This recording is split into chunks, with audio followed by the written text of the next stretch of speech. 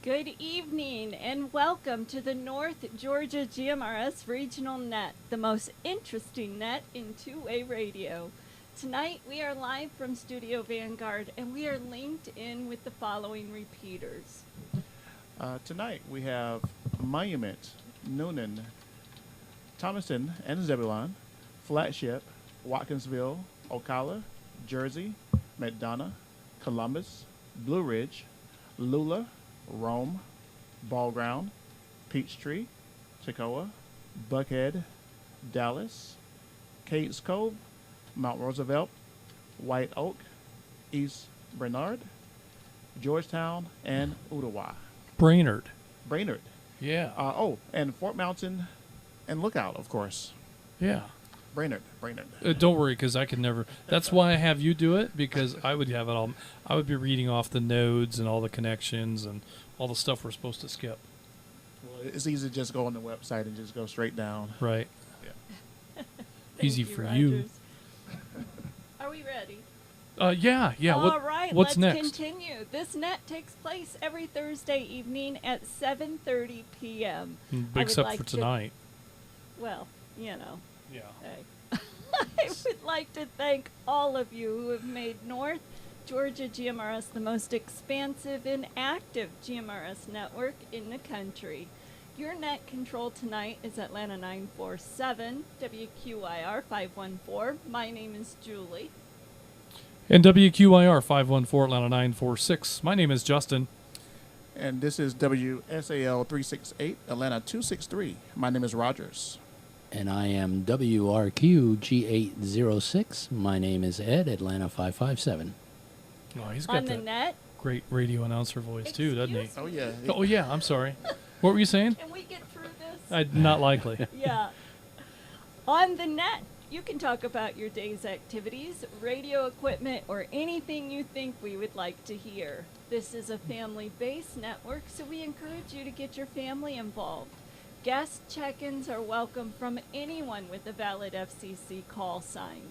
Once the floor is open, it is permissible to address other members of the net by their name or tactical unit number. Your FCC call sign is only required when you sign in and when you sign out of the net. Also, you can tune in to our YouTube channel and follow along. Or even better, tune in after the net to watch your appearance on the network and hear how you sound to us right here in Studio Vanguard. Remember to like and subscribe and leave a comment. This way, it helps our channel grow. So tonight's topic, we're going to talk about, let me break. You need brakes like on the car, or? Yeah. I break. I thought when we had the little light goes off, unlike you. I thought we had a completely different topic. Ed, since you're here, it is your job to remind him when that light starts flashing, because he gets a little, Oh, worried. I don't know. I'm new at this, so I got one more thing to look at now. Okay, when that light goes red, I have to kick him. Yes. Okay. So we've told him he only has one job like 4 times now. Yeah. Oh, That's job number 5, but I can handle it. I can handle it. I think you can. All right, tonight's topic. Fox hunting and radio direction finding. So, that's all kind of the same thing, right? If you're engaged in radio direction finding, that's fox hunting. But fox hunting is also kind of a almost a sport. It's a competitive action in some cases where there might be a hidden fox, and the idea is to go and use your radio direction finding skills to locate that fox. We've engaged in a few fox hunts. Do you remember the one at Amicalola Falls? That was a lot of fun. Yes, I think that's when we met Scott's son. Yeah. Didn't he performed very well at that. Yes, he did. So yeah, and there's also we also participated in that fox hunt down in Noonan? Noonan with Yeah. the radios that were programmed to play. One of them played like the Star Wars theme, Yes. and with DTMF tones. All right, so It was just a imagine lot of fun. DTMF tones that come out to play the Star Wars theme, and the other theme was Mission Impossible. Yes.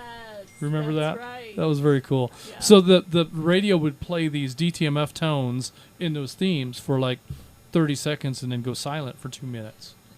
And we had to figure out where in Coweta County these radios were at. We failed miserably, but we had a great time. Did. But I made the antenna that we used.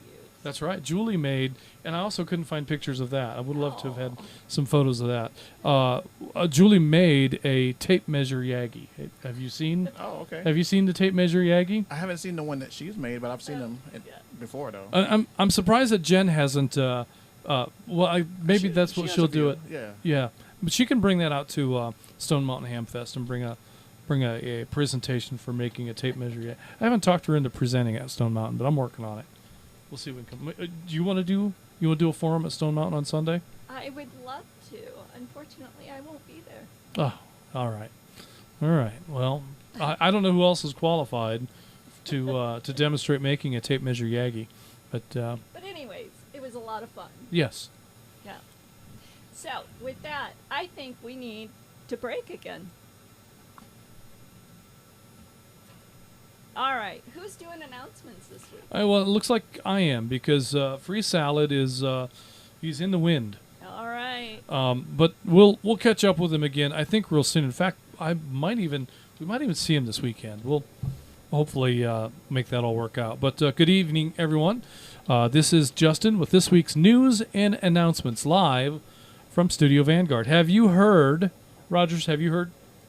Did you know there is a $2,000 reward being offered for information leading to an FCC action related to the intentional interference that's been happening on the network. So if you can provide us with information that we can then produce with other evidence that we have and file that with the FCC, if the FCC will engage in an action, then we have $2,000 just for you. That'll go a long way toward buying equipment for your Radio Shack. So that could be a lot of fun. If you have any information, send it to Gary at nggmrs.org, or you can send it to Justin at nggmrs.org. Either way works. You could probably even send it to Julie, but she hardly ever checks her email, so I wouldn't do that. There we go. Yeah. North Georgia GMRS Network has a not-so-secret secret, and that is the North Georgia Amateur Radio Association. NGARA is our new radio group available to licensed amateurs only. This comprises 5 amateur 440 and 2-meter repeaters this year and 5 more coming on the air next year. These are linked repeaters. We have secured coordination for all 10 of these repeaters across North Georgia for the largest, most active linked amateur radio network in the country. This is a closed group. It does require a membership. I'm hearing that ring again, and it seems like this mic is maybe a little hot. This network is separate from North Georgia GMRS. It does require a separate membership. You can go to ngara.net for more information. I like that. That's better. And that would include coverage maps and a repeater list, as well as a link to purchase your membership. Memberships acquired now through sometime after Stone Mountain Hamfest will carry the distinction of founding members. I believe that's November 15. So for the next month, if you acquire a membership, you'll be part of the founding members group. Also, memberships purchased now will cover you through the remainder of 2025 and all of 2026. That's true also for North Georgia GMRS memberships. So either group, if you become a member now, you won't be due for renewal until January of 27. So let's see. We have a link. Oh, let's break while I figure out where I'm at. Yeah, there we go. Okay, for those interested in becoming a licensed amateur radio operator, We'll begin early next year offering free exams to those wishing to upgrade from GMRS to technician. Let us know that you're interested with an email to justin@nggmrs.org. We'll find the closest testing location to you. So even now, even though we're not going to start until next year, if you're interested in testing with us, send me an email and give me an idea where your location is, because we're going to start looking for testing locations, and that could be helpful information so we can find locations that are near you. These tests will be free to take. So we would encourage many of you to just bite the bullet and go take the test. Even if you're not really certain, all it takes is a little bit of time, and who knows. I really believe that many of us who are experienced GMRS operators, just because of what we learn in following FCC rules, what we learn in radio propagation, what we learn in radio etiquette, gets us halfway there to being a technician class radio operator. So just a little bit of additional study can bridge that gap. So if you're an experienced GMRS operator, you should have no reservations to moving toward ham. How'd that work out for you, Rogers? It worked out great. You know, the first I would say 7 or 8 questions I had not even studied before, and I looked up at the examiner and I just started shaking my head. I was like, oh, this is going to be a big fail, but ended up passing, and you know, as soon as the government reopens, I'll be able to get my FCC license. Yeah. So if you were already a tech and were upgrading, you'd be able to operate under your upgraded class. But because you're not yet a tech, you're going to have to wait for the FCC to come back to work and make that happen. So I would imagine, I mean, even when they open, it's not going to be instant. So it's going to be a few days, maybe a week or more, for them to process the backlog and get to you. But it'll come, and the hard part's done. So you just have to bide your time. So good stuff. If you can't wait that long to become a ham and you want to go ahead and go for it before we set up the Laurel testing early next year, you can go to the Stone Mountain Ham Fest. When is that? That is November 1st and 2nd. November 1st and 2nd. Saturday exams are going to be testing from 1 to 3 p.m. Sunday they'll be testing from 9 a.m. to 11 a.m. So come on out to the Stone Mountain Ham Fest. If you're if you're just showing up to take the test and you're not interested in shopping for honey glazed hams or sliced ham, spiral baked hams, let me break. If you're just taking the test, there's no charge for admission. Otherwise, the admission is $10 on Saturday. If you're just a $5, or if you're just a Sunday Hamfest goer, you can get in for $5. The fee for the for the test at the Hamfest is $14. And Rogers, can you Venmo that $14? Well, you know, actually, I didn't get the memo, so I didn't have cash on me at the Chattanooga Hamfest.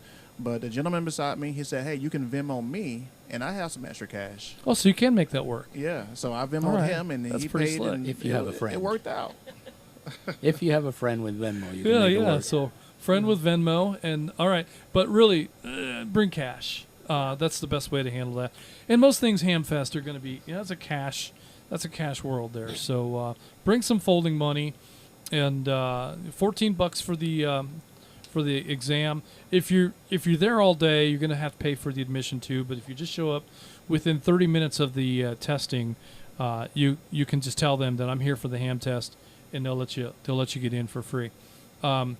You will have to purchase a raffle ticket if you want one while you're in there. So you can probably make that happen. So good time to hit the study guide. You got just a couple of weeks here between now and the Hamfest, and if you spend 15 or 20 minutes a day in the study guide, I think you can probably get there and get that done. Whether you're, I think that's true whether you're testing for technician or upgrading to general. If you're upgrading to extra, you might need 30 or 45 minutes a day.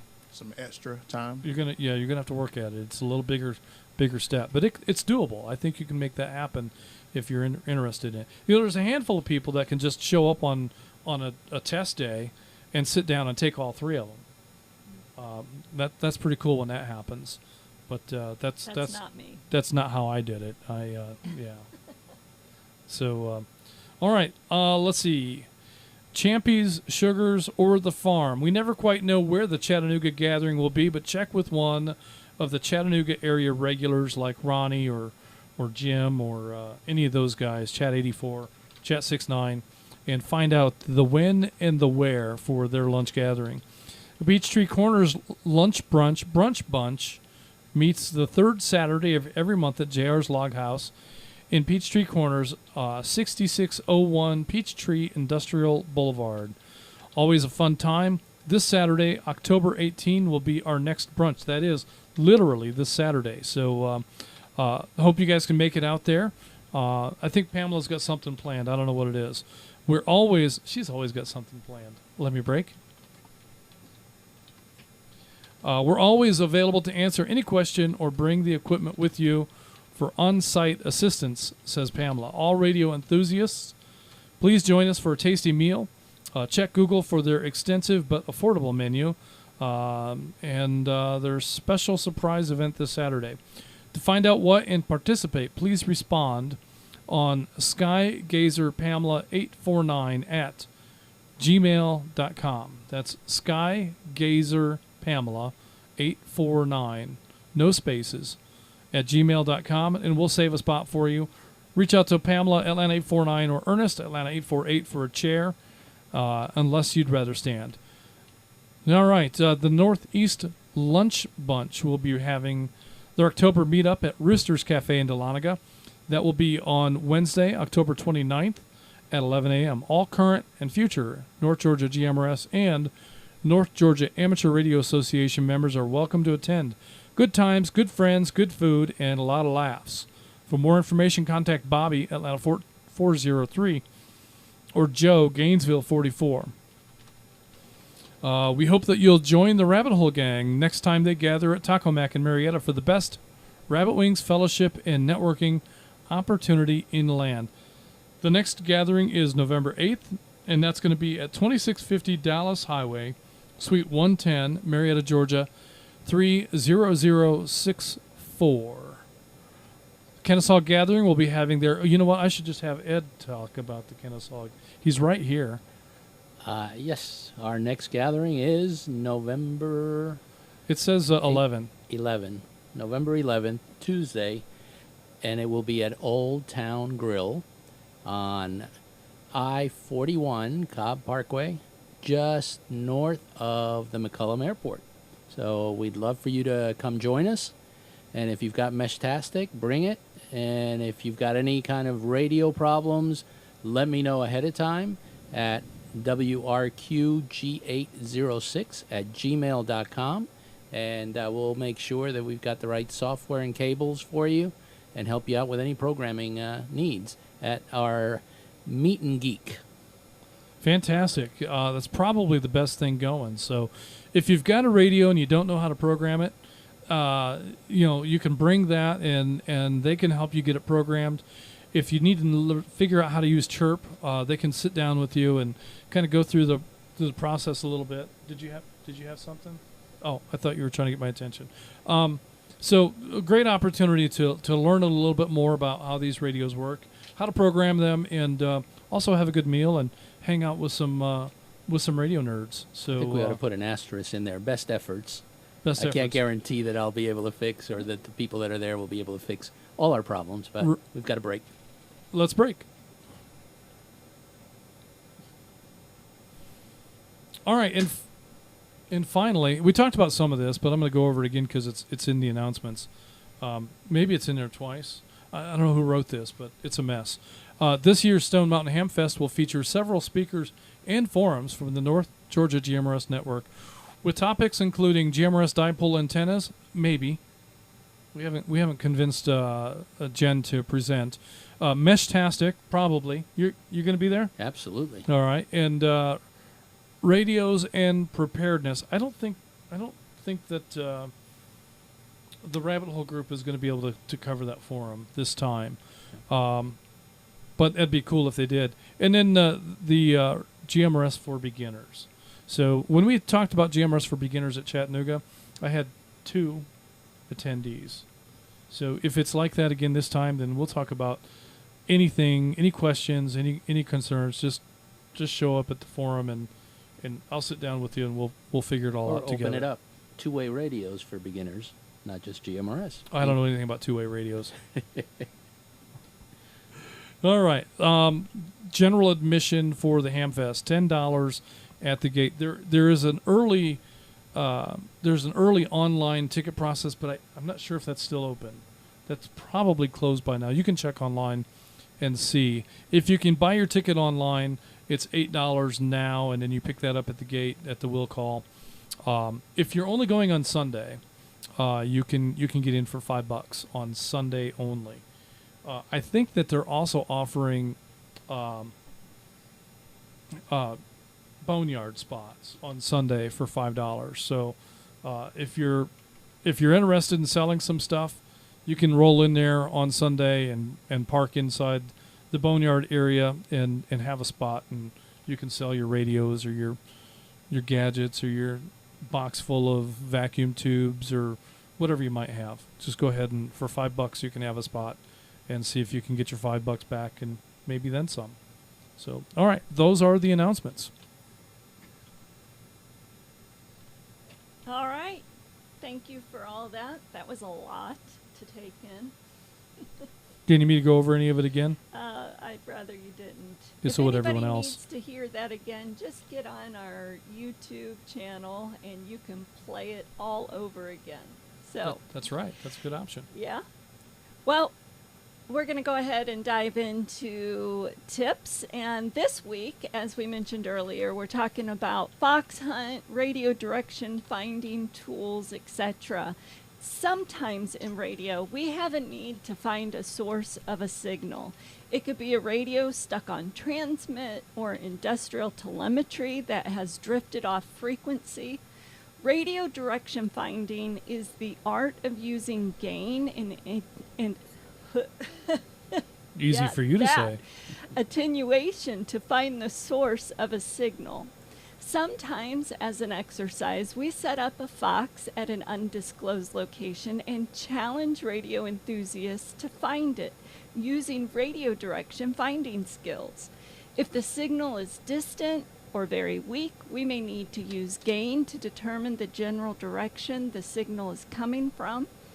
As we get closer, we may need attenuation to further define the direction of the signal source.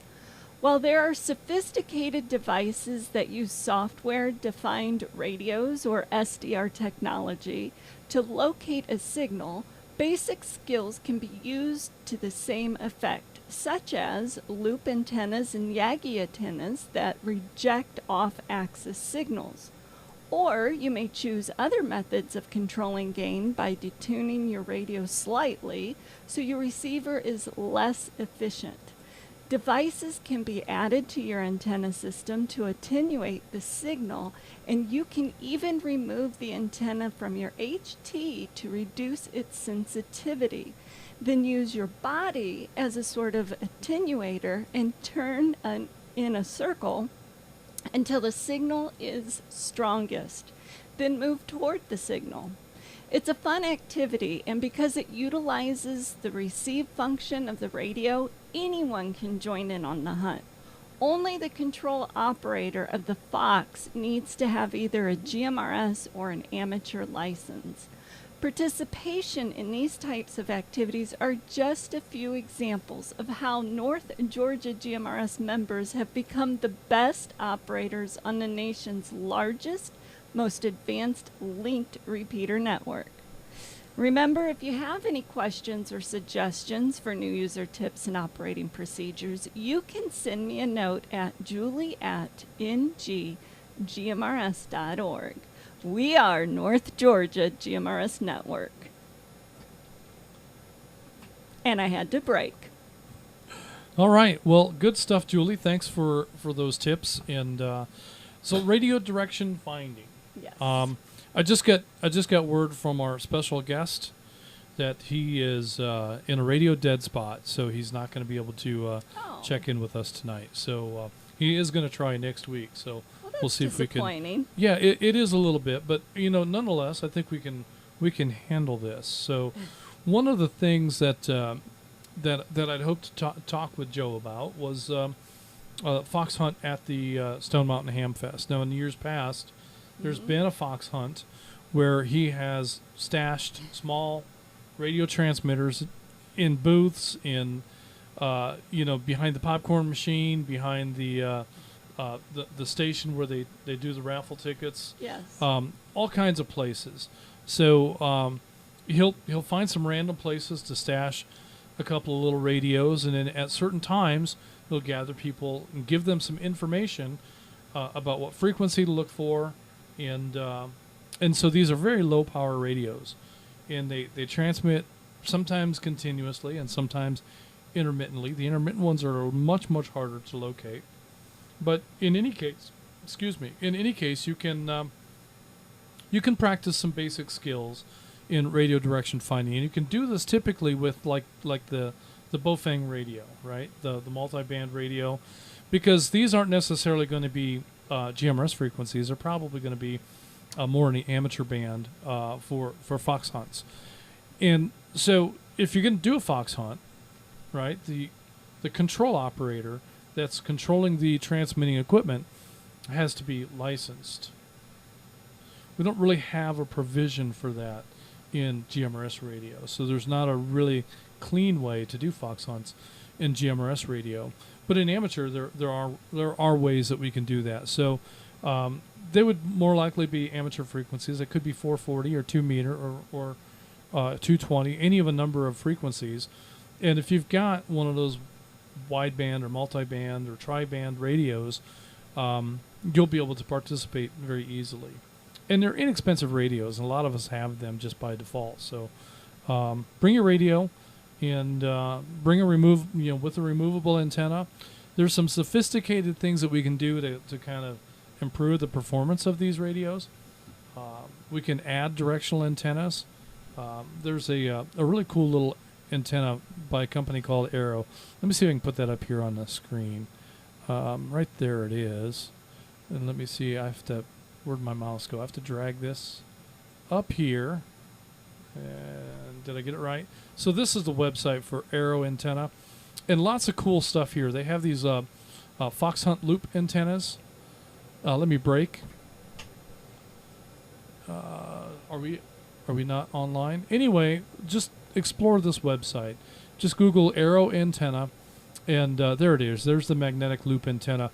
And this would take an SMA adapter for most radios, but this will be a great tool for searching for a signal, because it has almost absolute rejection of signals that are off axis.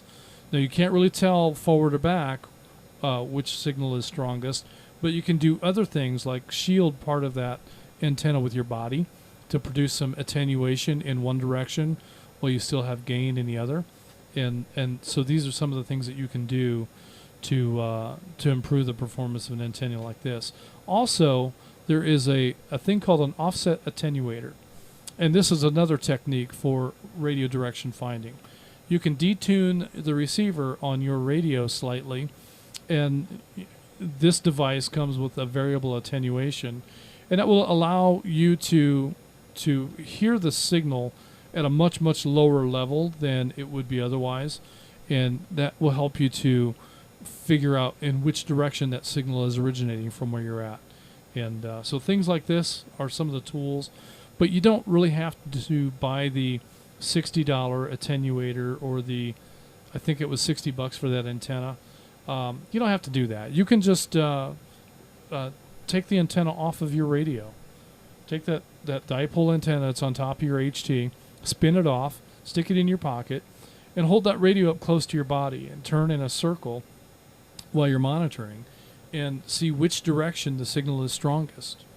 Because when you're close to a transmitter, even a low power transmitter, you're likely going to hear it even without an antenna. Ed, have you ever taken the antennas off of your car when you go through the car wash?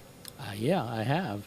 Yeah. And I just had a mental picture as you were describing putting the radio in your pocket and turning around in a circle. And normally people would look at you funny, but you're going to be in a group full of ham and GMRS operators, so nobody will pay any mind to you if they see somebody just standing there spinning around in circles. They'll just assume that you're on a fox hunt. If you stick your leg out and shake it around, they'll think you're doing the hokey pokey. Now, correct me if I'm wrong, but if they do have a ham transmitter, even if you're not a ham operator, since all you're doing is listening and tuning in and trying to find it, you can participate if you're just a GMRS licensee. But you don't even need a license. Right. So the kids, oftentimes this is geared toward youth. You don't need a license to engage in a fox hunt because you're not transmitting. Right. You're only receiving. And in fact, if you look at the attenuator from Arrow Antenna, there's a warning somewhere right there. It is at the bottom. If you transmit while this thing is in the circuit, you're gonna break it. You can't do that. And that loop antenna is also, it's not meant for transmitting. Let me break. So it's the circuitry is for fox hunting is really it's meant for receive. And that loop antenna is a very efficient receive antenna, and it's a very, very inefficient transmit antenna. And it's going to have high SWR. But when we're looking at receive, especially in the fox hunt scenario, it's not necessarily about perfect SWR or high gain antennas. It's really more about having something that can determine direction. So a loop antenna or a Yagi antenna. Now a Yagi is a little bit unwieldy. To be walking around a crowded building with a lot of people, that could be trouble. But I mean, it is an option. And Arrow has a really cool. Let me see if I can figure out how to get back home. Arrow has a really cool antenna for satellite use. So it's a dual band antenna, and I'm not sure if this is the one or not. The antenna actually has two coax leads that come off of it, so you can have your 460 megahertz radio, and you can have your 2 meter radio, both connected to that one antenna element. There's another version of this antenna that has some Velcro straps where you can actually affix one of the radios to the antenna, so as you're waving it around.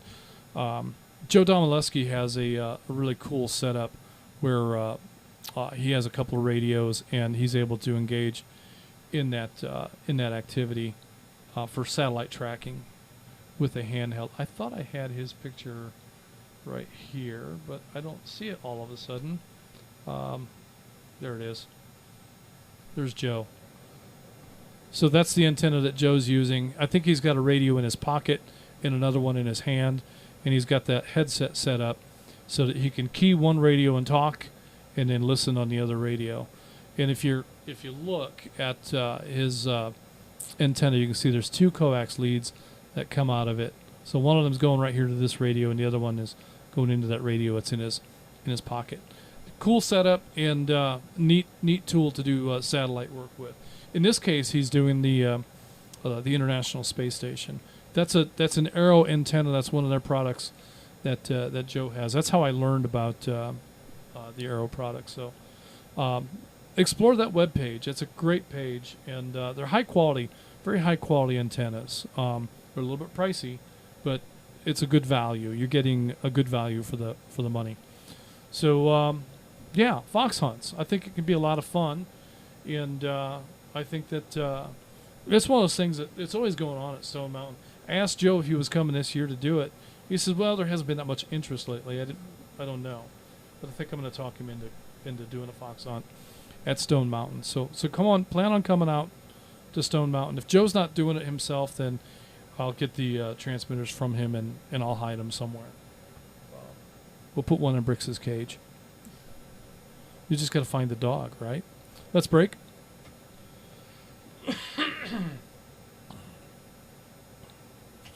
All right. Is there anything else that we need to cover before we hit the roster?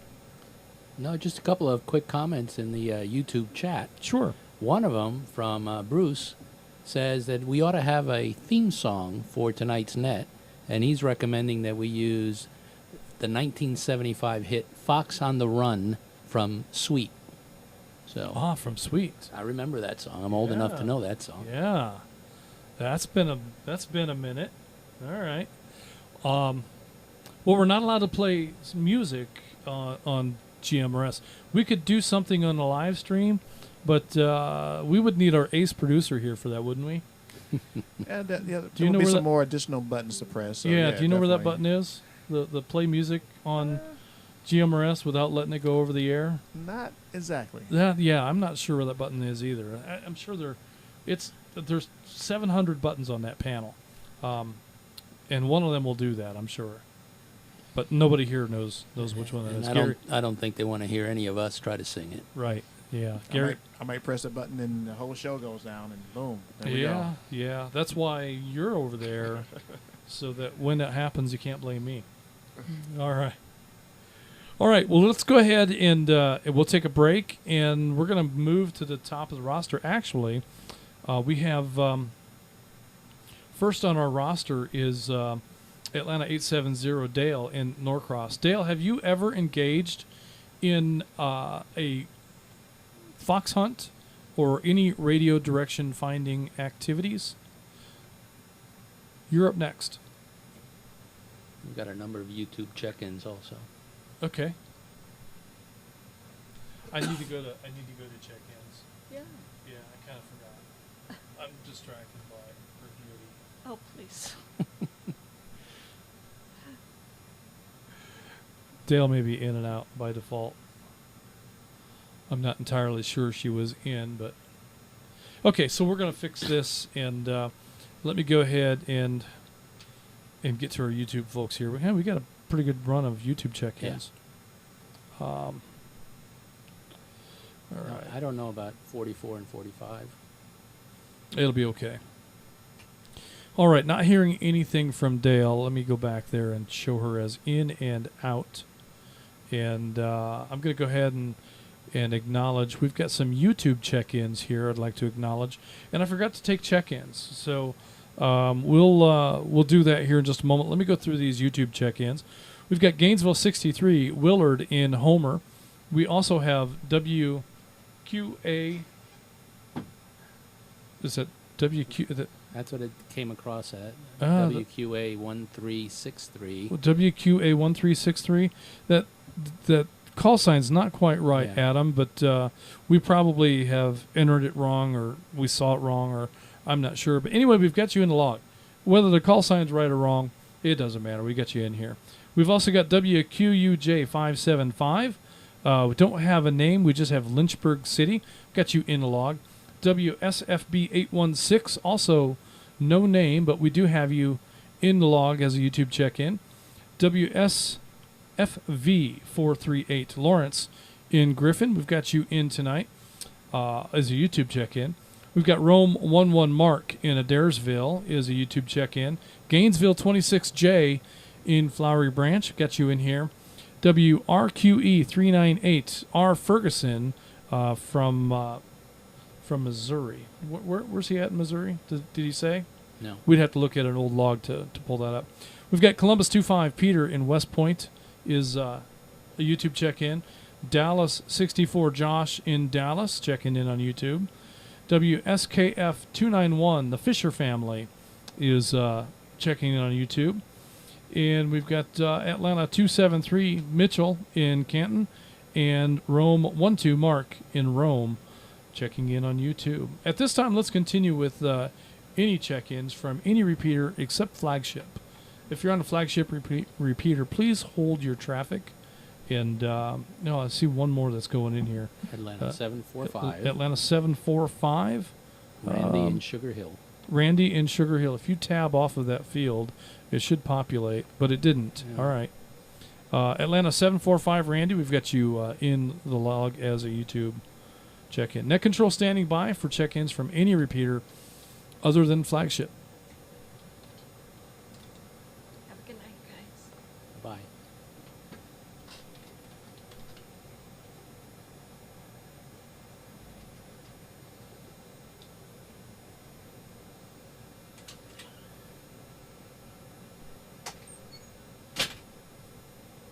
All right. Yeah, go ahead and mute Julie. And yeah, maybe I was muted. No activity. We got all of our check-ins. Just have one more on YouTube. All right. All right, not hearing anything. Let's go ahead and open that up to any repeater anywhere, including flagship. Any repeater anywhere. Net control standing by. Can you give me a map, the repeater map? Seems still not working.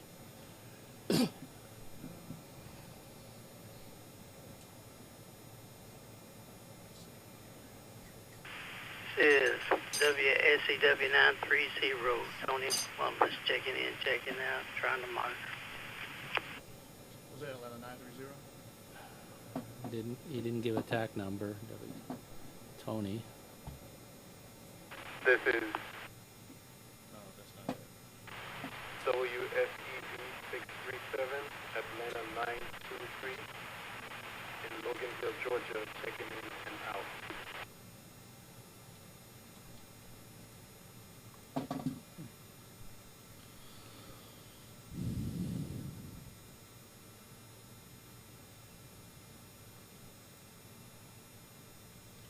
Yeah, the one before him, I didn't Couldn't know. couldn't pick it out. He said it, but I didn't hear it. And a 355.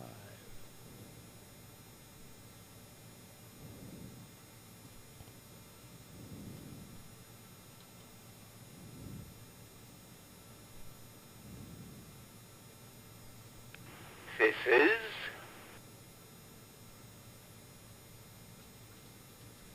Good evening. This is Ray from Canton, Georgia. WREJ 857, Atlanta 228.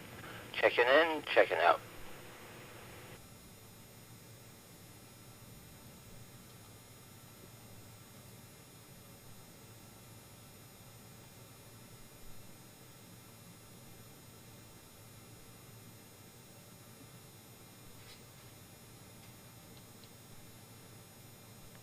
This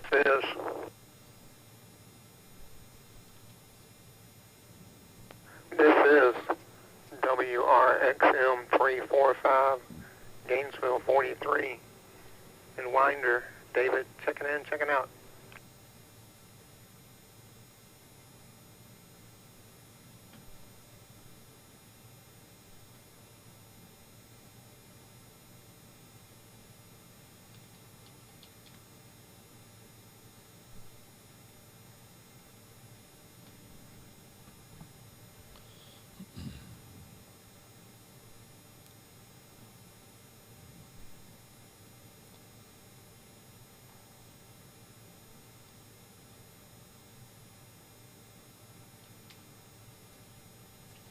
All right, let me go ahead and acknowledge what we have. Let's see, we have one more YouTube check, a couple of YouTube check-ins. We've got to Atlanta 379 Scott in Sandy Creek, New York, is a YouTube check-in, and we have Atlanta 355 Damon in Canton are YouTube check-ins. Looks like one more coming in here from WRUJ 962. I don't see a name on that one yet, but it's from Mr. North. Roman. Mr. Roman from North Idaho. All right. And we got those checked. Also, we've got Atlanta 923 Gene in Loganville. We heard Atlanta 228 Ray in Canton. Good to hear from you, Ray. We have WSDY 234. Is that going to be Nasser? That's Nasser. Nasser? That's what it looks like. So I hope I'm pronouncing that correctly. Oh, that was a YouTube check-in? Yeah. Okay, great to have you along tonight. And Gainesville 43, David in Winder. Nasser, if you don't mind, make a YouTube comment and let me know if I'm anywhere close to pronouncing your name correctly. And if I'm incorrect, can you give me some pronunciation guide? I would like to be able to get it right. And, I think that's kind of that's important. And nobody wants, to me, I think it's a big deal to hear your name called out over the air. And nobody wants to hear the name incorrectly. When the telemarketers call and they say, Roger, does that automatically kind of set you off and say, okay, whatever this person says next, I don't care about because they don't even know my name?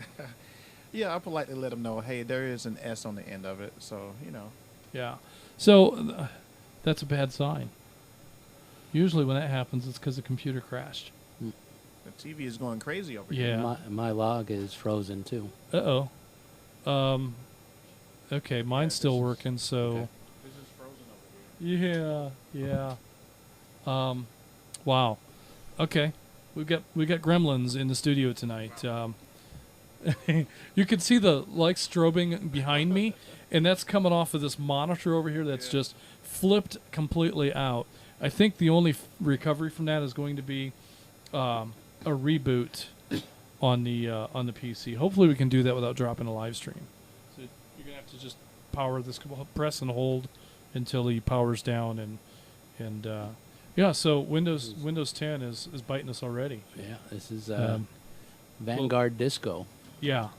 Yeah, so the strobe stuff stopped behind me, but We still let on me air? break while we address this technical snafu and see if I can get back into my train of thought here. We're still on air. So we're still on air. I thought we would be. Even with the computer? Yep, even with the computer down. All we did with the computer was initiate that handshake, but the ATEM is actually driving that connection. We could do it from the ATEM without the computer. I don't know how, but it can be done. And your log is still working, right? Yes, it is. Okay. Is yours still froze up? Mine is frozen. I refreshed the screen, but it's not. It's That's not interesting. refreshing. All right. I wonder if...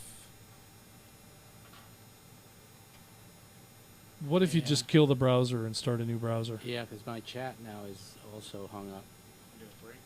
Yeah. I'm not on the key. So, all right. Sorry about that, everyone, everywhere. We've got something glitched, and we have a couple of PCs that are misbehaving. Ed, I wonder if it'd be worth just moving over a chair, Yeah. and we can mute his mic and then unmute this one, and we can sort out that issue later since we have an open seat, and we'll overcome all of these bugs. We'll go out to the truck and work off the mobile if we have to. We've done that before. We've had so many things go wrong in the studio that... You always have to have a contingency plan. That's so. right. That's right. So we've been down that road, and we'll go down it again if we need to. Unfortunately, there's no real way to do live streaming from the truck, but we can still do the RF part of the show that way. I guess maybe if we could figure out how to transfer to the iPhone, and we could carry the phone out to the truck, but that would be ridiculous. All right. There is a tool here at this station. Yeah, there's one in this chair too, but that's a different matter. So let's see where we're at go back to the roster. I think, do we need to take, I'll tell you, let's call one more time for any repeater anywhere, but I think we've got all of our RF check-ins we're going to get. Any repeater anywhere, one last call. When we get to the end of the program, we'll make another call out in case anybody wants to comment on the content or make a late check-in. But for now, we'll make one more call for any repeater anywhere. And then Ed, can you line up in that camera? Which camera is It's it? going to be the teleprompter. This is, Couldn't hear that. this is WQYD 343, WQYD 343, Gainesville 47, Gainesville 47, Todd, in Gainesville, Georgia. I'll be in and out, no traffic, coming to the flagship. Okay. This is Chattanooga 59, WSCN 925, Tim. I'm in and out. This is Whiskey Sierra Hotel Golf, Atlanta 350, checking in and out.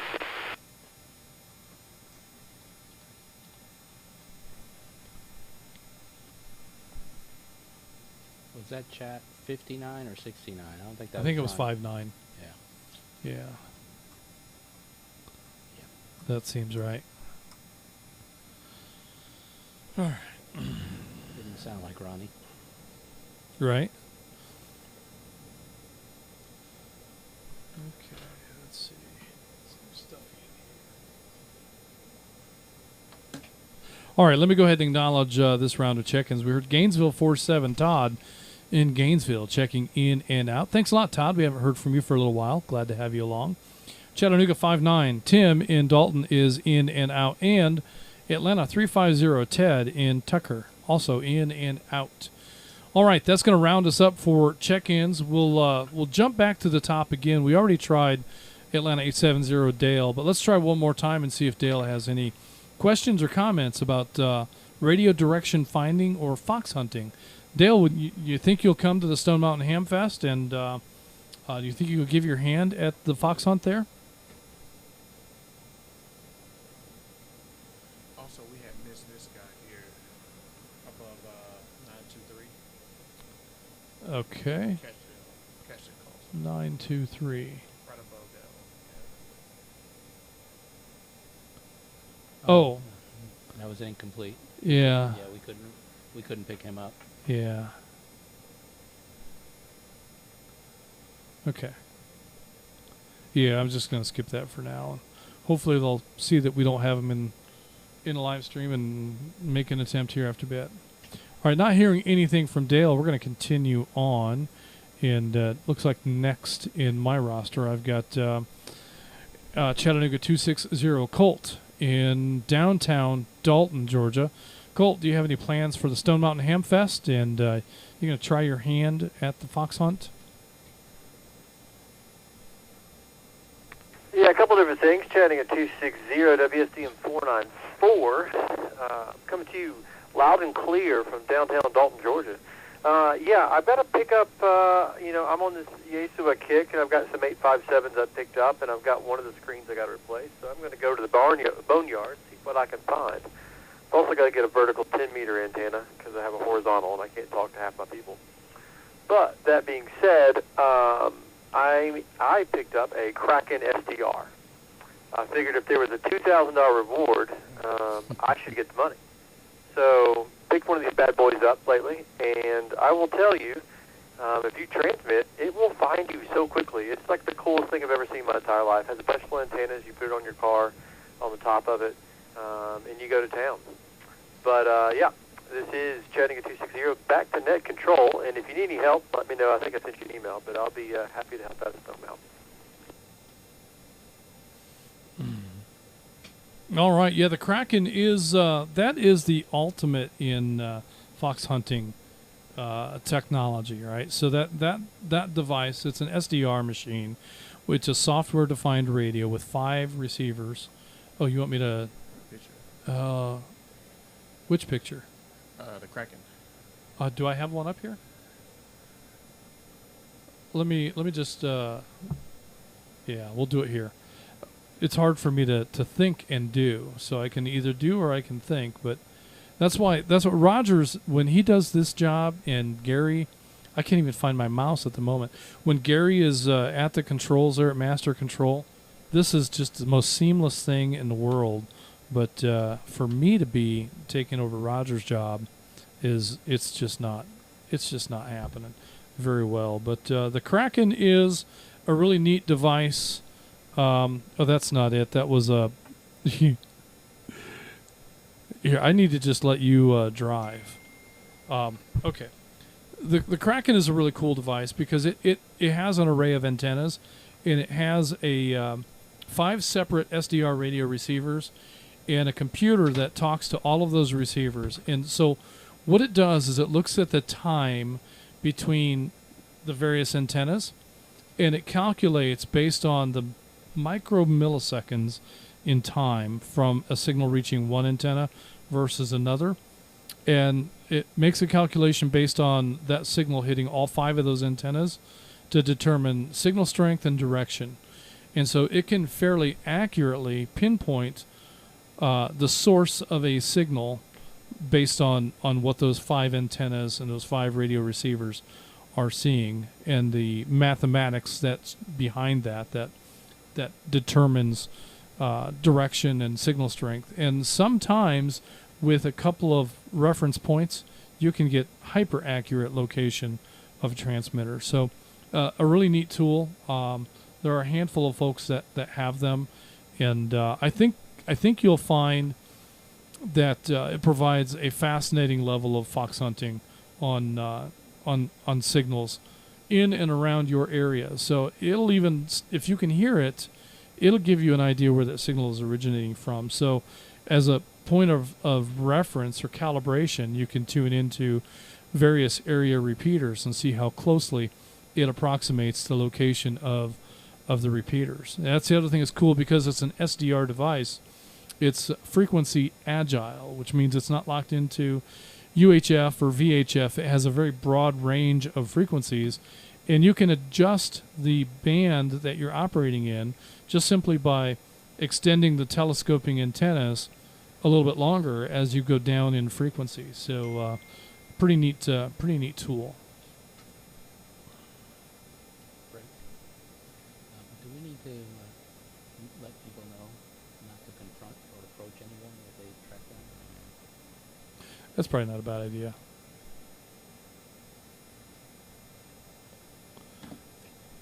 All right. So with that in mind, it's a really neat tool. If you've got one, or if you know someone who has one, if you can ride around with them and watch this thing play, it is a fascinating piece of equipment, and lots of things that you can learn about signal propagation and radio direction finding. It's the cheat, right? It's the easy button. So if you're trying to use something, I mean, this is unwieldy to use for the fox hunt at Stone Mountain, because it's in a building. The fox hunt at Stone Mountain is meant to be an entry level event. And the fox hunt that we held a few years ago, that Joe Domaleski held for us at the Amicalola Falls, we had one of the devices was hidden in the crotch of a tree behind the visitor center. So, I mean, the SDR, the Kraken may have been able to show you pretty close to where it's at, but you're gonna have to get out of the truck, and you're gonna have to walk around to find it. And so it'll give you a ballpark that, hey, it's coming from somewhere behind that building, but then you got to kind of know what you're looking for. And then when I saw it, I just kind of glanced over and saw something in a tree that didn't look like it belonged there, and that's how I identified it. But then Joe had also set up a couple of other transmitters, and I did not find those. So they were hidden. One of them was hidden in plain sight. It was in an ammo can. And the ammo can was placed next to a fence post right there at the top of the falls. You know that fenced area at the top of the falls? Nope, never been there. Well, it was right there in plain sight. And it should have looked out of place, because why is an ammo can? But there's people moving around and milling around, and no one paid it any mind. Neither did I. Looked right at it, saw it several times, and it just never occurred to me that could be the fox. But it was. And so, it's a really fun challenge to engage in. And like I say, it's a very great educational tool, because you can learn so much about how signals work and how radios work, and highly encourage everyone to participate. So bring your simple HT to the Stone Mountain Ham Fest, and look for Joe, and find out when the various fox hunts are going to take place, and he'll give you frequencies to tune for, and an idea of how that program's going to play. Joe would love to have many participants. So, and the other thing is, in an event like that, if you find the fox, mum's the word. That's right. Don't tell anybody that you found it, because there's a lot of people that are looking for it, and if you give it away, that takes some of the sport out of the timeout light. Ed's got at least 6 of his. You just have one jobs down pat. So he may end up being a regular here. I think he's. We're gonna have to talk salary here in a minute. Are you willing to work for free? Yeah, absolutely. As long as I get a raise every year. All right. I think we can. I'll start out free, and you can double my salary every year. How's that? That's pretty much how it works around here. So yeah, I think we can work with that. All right. What do you think, Rogers?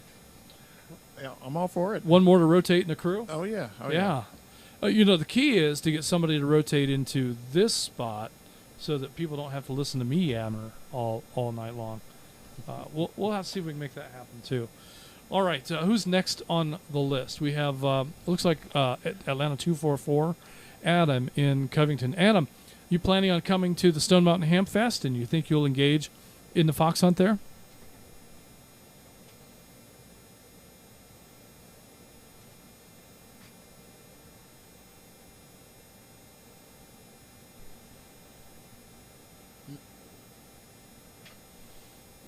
Come on, Adam. You can come on the air. You're very active on the Facebook page.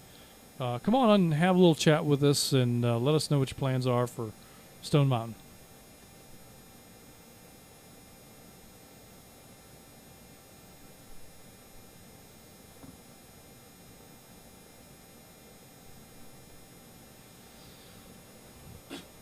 All right, Adam may have been in and out, and we're going to go ahead and log him that way at this time and continue right on next to Atlanta 403. Bobby at the Vortex.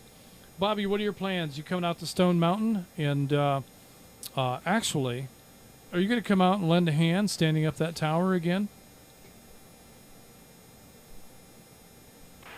Yeah, I should be at Stone Mountain. Depends on when you stand up the tower. I don't know when you're doing that, but yeah, I'll come Saturday and Sunday. That was my plan anyway. All right. Well, that sounds like a plan. I don't know when we're going actually. I have it in mind to be there Friday night. So, but that doesn't necessarily mean I'll stand the tower up Friday night. So maybe I'll save it for you. That'd probably be all right. You have a little HT in mind that you can bring so that you can engage in the fox hunt? Of course. You know I have many of those icons. And, yeah, I'll probably try that fox hunt thing out. You know, if I get the time or whatever time he's doing it, I don't know. But I'll check that out because I was never at the one up at whatever it's called, Amicola. I was never up at that one. So, yeah, I would be interested in at least checking it out, see how it goes. Sounds pretty cool. Yeah, it's good exercise, and it's a good way to practice some of the radio skills that we already have. And as an amateur extra, you shouldn't have any problem finding the fox. I'd say it should probably take about 10 minutes for you. I think we'll have to put a timer on it and see how you do. The double general extra, but seriously, whether you find it or not, because like I say, when I've engaged in it, sometimes the fox is super obvious and sometimes not so much. I've tried a number of things, like detuning the radio, and sometimes you get to off frequency, and the signal is still really strong, so you go a little bit further off frequency. The signal is really strong. You go a little bit further, and it's gone. So that's something that I've experienced where I tried to detune to reduce my sensitivity and then find what direction the signal is in, and limited success with that. But then again, as a brand new radio guy at the time when I was trying that, it may not have been an adequate effort on my part. But lots of opportunity for stuff and learning propagation and signal strength and directional characteristics of signals. So good stuff. Thanks, Bobby, and thanks for your help with Vanguard. I appreciate the effort that you regularly contribute to making Vanguard deployments successful time and again. Very cool. Next on the roster, we have CW57, Richard and Stevens. Richard, you think we'll see you at the Stone Mountain Ham Fest up in Lawrenceville?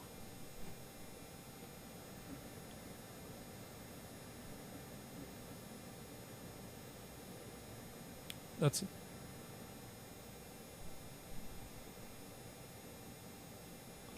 I got that wrong. He's probably not going to respond if I call him Richard. Maybe if I call out for Operator Bruce. Operator Bruce, do you think you'll make it to the Stone Mountain Ham Fest?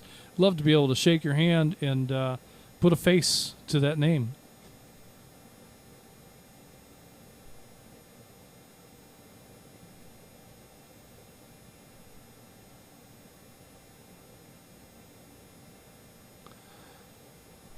All right, we're going to show Operator Bruce as in and out and continue right along. Next on our roster, I have Atlanta 313 Stephen in sunny Swanee.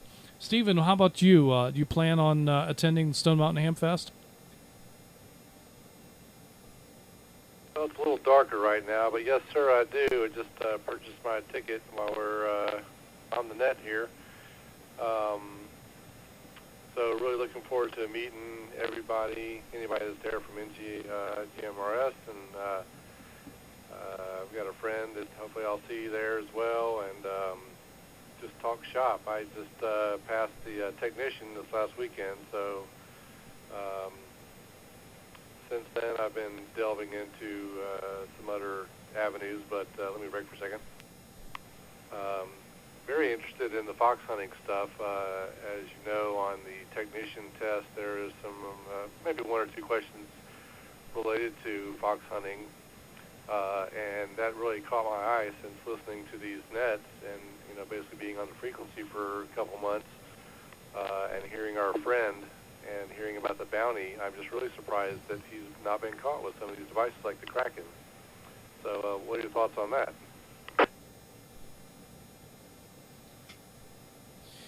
Yeah, and as amazing as that tool is, there are still some challenges to face. And one of those is if the signal is only present for a short period of time, you may be able to get a good location on where that signal is originating from, but the time that it takes for you to get from where you are to where that Kraken shows the signal to be is enough time for that person to no longer be there. And so that's one of the challenges that we face.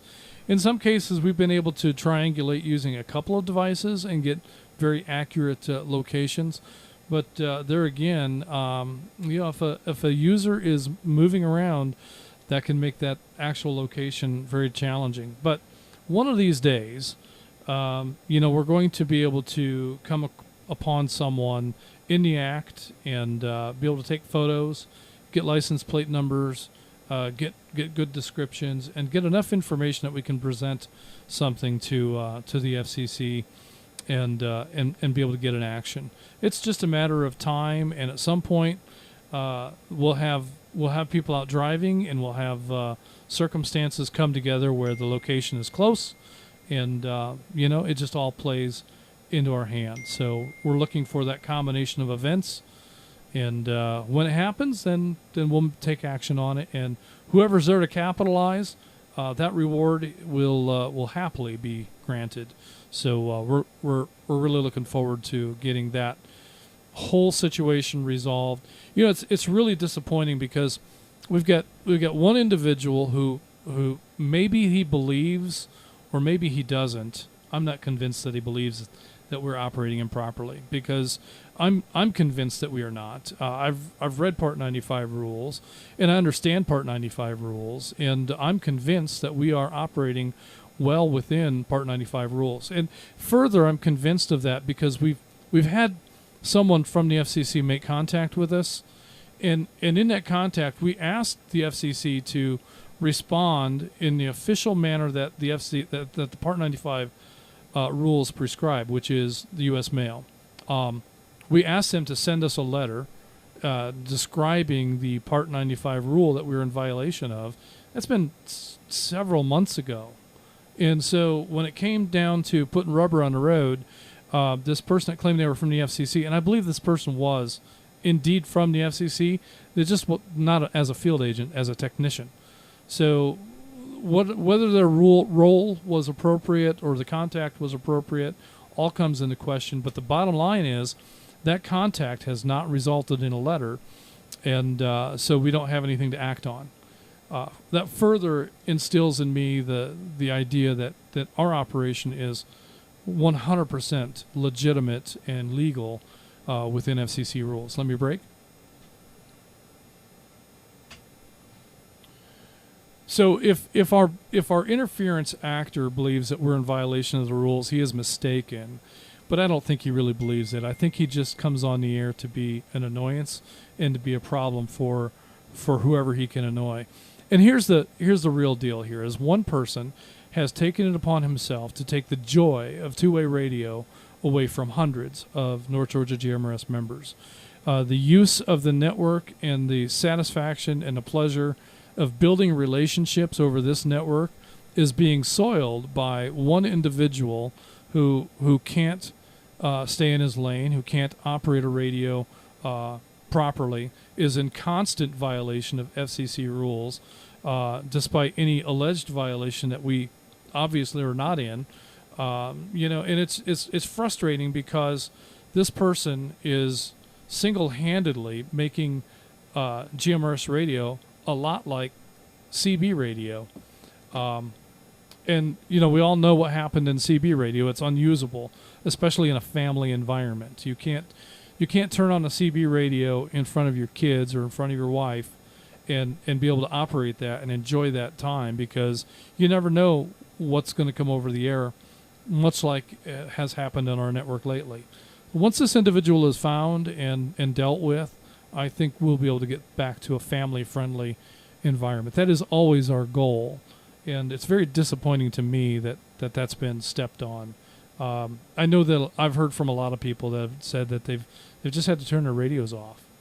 And as you said, absolutely breaking a handful of FCC rules every time he keys up. Every time. So, if his intention is to make a point, his point is moot. His point is invalid, because you can't call somebody out for breaking a rule by breaking a rule. Multiple rules. Yeah. So if that's his intent and that's his purpose, and I don't really believe that it is, I think that's just the cloak under which he hides. Then he's failed at his mission, just simply because he's coming on and he's failing to identify, and he's using profanity over the airwaves. He's playing music over the airwaves in violation of several FCC rules in GMRS. So I hate it that our membership is suffering through this. I deeply appreciate those who have chosen to continue to remain on the air, and those who continue to support the network, those who have become recent members in light of this interference that we've had. It shows me that there are people out there that still support what we do and what our mission is, and I deeply appreciate that. And I hope that everyone here has the faith and trust that we're doing the best we can to get this under control. Let me break.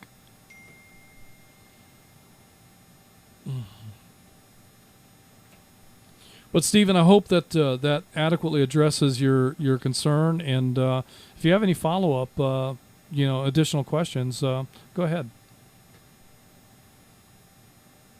Yeah, I appreciate that. And no doubt in my mind, you guys are on the up and up. It's like you said, it's one bad actor, and he probably doesn't believe you're in violation of anything. He's just one of those people that tries to get people's attention, and the best way to give him attention is not to give him attention. But it's very hard to ignore something like that, especially in radio, where you're constantly getting the whatever you call it when people bump the PTT in and out. But all the foul language, he's taken the family out of family for sure. Mm-hmm. But he's not swaying me away from this hobby. I've been into it only for 2 months, and I think this is a lifelong hobby for me. And people come and go, and this too shall pass. Hopefully he'll just have a change of heart, and you won't have to find him. He'll just disappear. Timed out. Yeah, I think you bumped into your timeout timer there. But yeah, I often wonder if at some point he'll disappear. I hope that's not because he turns up in the swamps and eaten by alligators somewhere in South Florida. I would hate for that.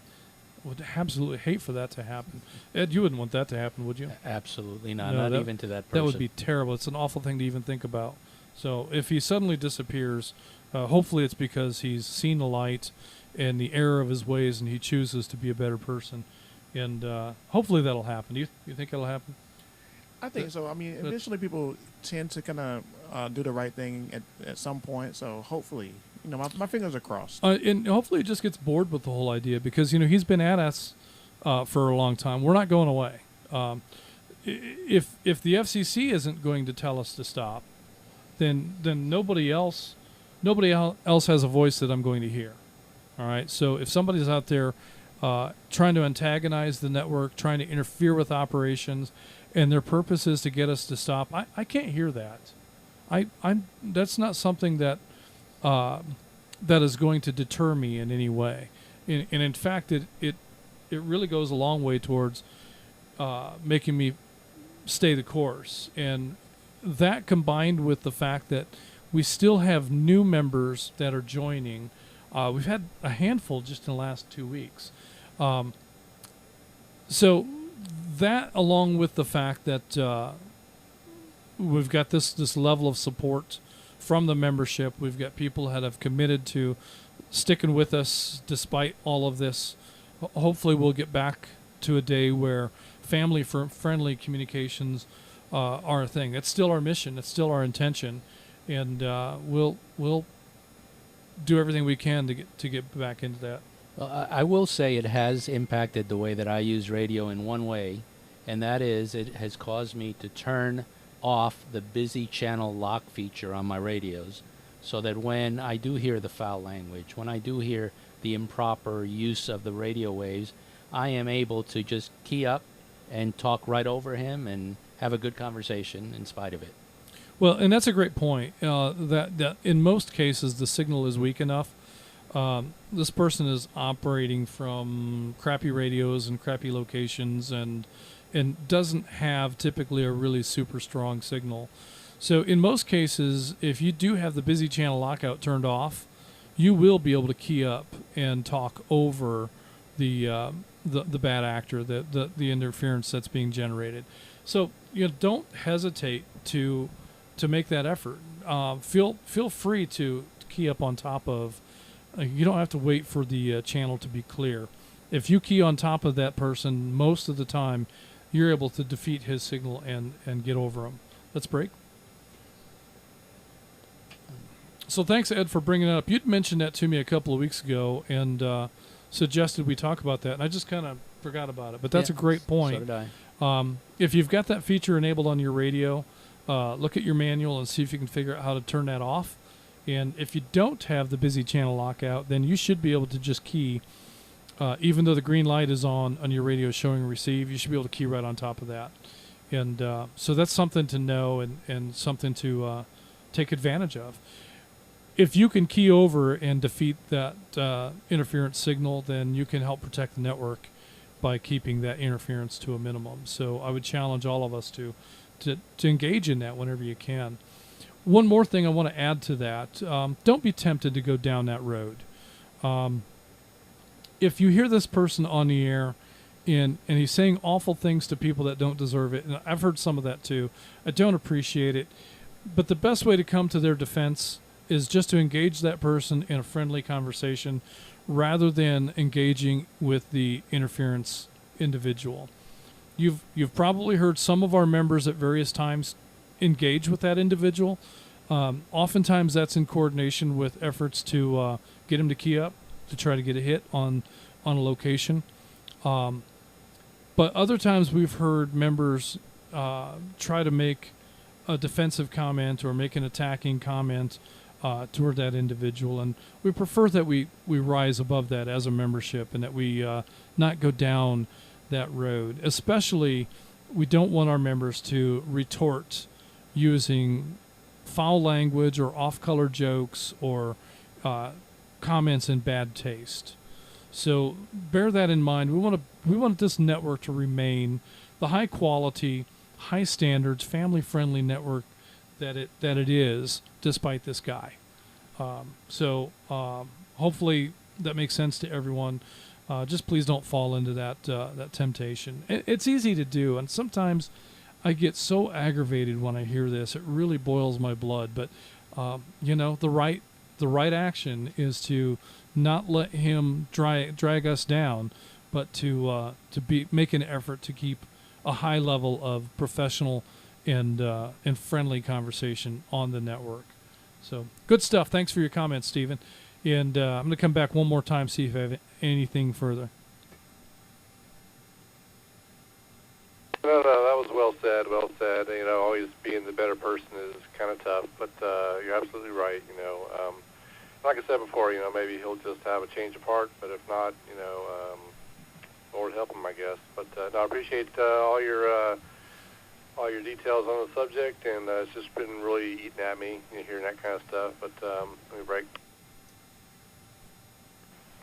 Yeah, maybe we'll get back to a family-friendly thing, but it's I actually haven't heard him a lot recently, so maybe things are tapering off. But anyway, look forward to seeing you guys at the Hamfest. And with that, I'm going to go ahead and be 73. Y'all have a great one. This is WSJN 275 Atlanta 313. I'm out.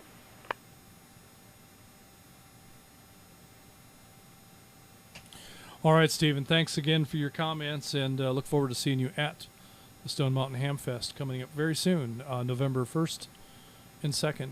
Next on the list, we have Chattanooga 3-2, Scott in Rossville. Scott, do you have any plans for the Stone Mountain Hamfest? Any questions or comments about fox hunting? No, I'm not able to make the Stone Mountain event, but I was able to catch the Chattanooga Hamfest. I was able to shake hands with Gary. It was an honor. And I just want to say you guys are doing a great job. And members like Colt with the Kraken just make the whole thing stronger. And I called in simply to say I was going to make a Yagi. But hey, get that Kraken going, buddy. So have a good night. I'm out. Yeah, I think both options are good options. So when years ago when Julie made the tape measure Yagi, that was a fantastic exercise, and she was so excited to be engaged in a hands-on project. We took a piece of coax with a connector on it to make that part of it simple. We stripped back the wire. We were able to get the steel tape measure, scrape the paint off of a spot, and be able to get it hot enough for solder to actually bond with lots and lots of flux.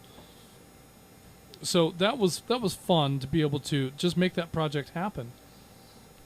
And the cool thing about that tape measure Yagi is if you make a mistake and you cut an element incorrectly, if you've got a 25-foot long tape measure that you've already taken apart, you've got enough material there to make those elements over and over and over again.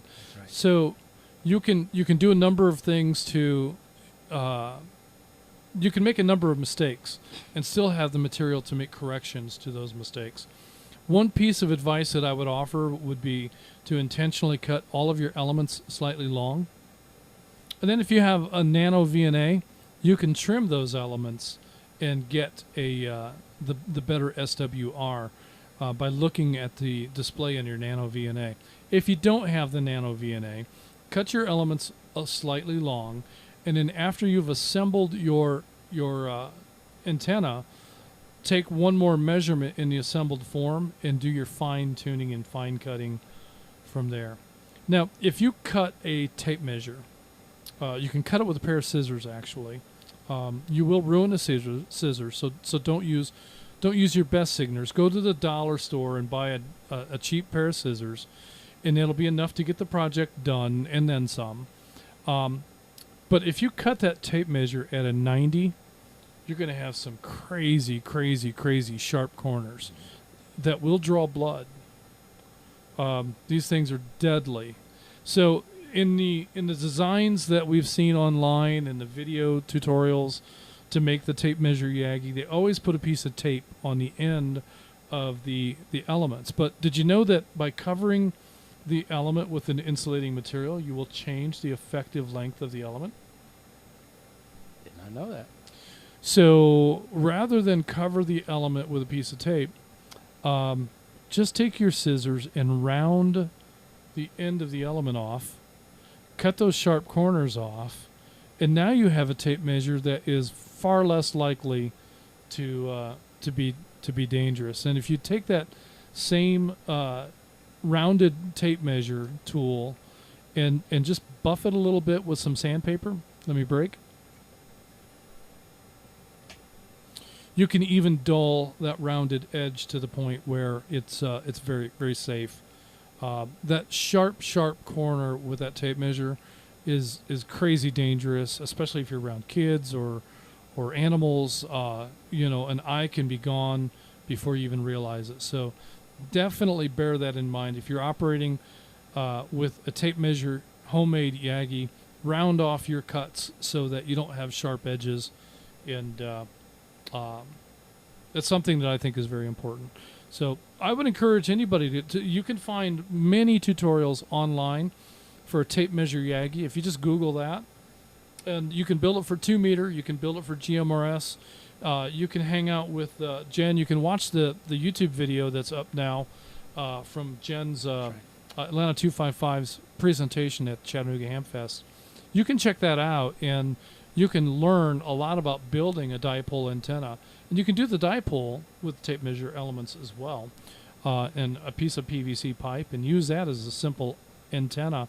Or you could build the Yagi using calculations and dimensions derived for GMRS frequencies. And there are many tools out there on the web that you can go to that will tell you exactly how long to make each of the elements. You've got the radiator, you've got the deflectors, and you tell it whether you want to make a 3-element, 5-element, 7-element Yagi, and the tool will actually tell you how long to make each one. And the thing that I love best about those is because it is a tape measure, if you fold it, it'll just curl up on itself so you can travel with it collapsed. Right. So the one that we have has elements that when it's unfolded, it's 4.5 feet wide. But you can roll those elements up and tuck them into the opposite side. So folded up, the whole thing is 18 inches or so. So that's a lot. It's a lot easier to travel with. And then you can in 2 seconds have that thing unfolded and ready to operate. Yeah, so much different than a long, stiff wire that you can't do anything with, and you always end up bending. Right. So those arrow antennas, they're made to be rapidly assembled and disassembled, and you can buy a bag. Oh. And so you can stuff that in a bag and carry it in your car, and be able to get it put back together and used pretty quickly. Couple of minutes, but very nice. Yeah, it's a really quality device. So highly recommend that. But the DIY tape measure antenna is here's what you get out of that. You get a pretty functional antenna, but you get a highly functional, practical education with hands-on experience that really anyone can do. And Jen will tell you that anybody can do this. And if you watch her YouTube video, the simplicity of her project is remarkable. It's just basic speaker wire. And nothing special about the wire or the materials or the application. Let's break. So good stuff. All right, with that, Scott, thanks for your comments. I appreciate Stone Mountain's a bit of a drive from the Chattanooga region. It's probably 2.5 hour drive, I would bet. So I can imagine that being a bit much. But glad you were able to make it out to see us at Chattanooga, and look forward to getting up there again for next year's Chattanooga GMRS Hamfest. So good stuff. Next on the roster is Rhino, Atlanta 295. Rhino, do you think you'll make it up to the Hamfest?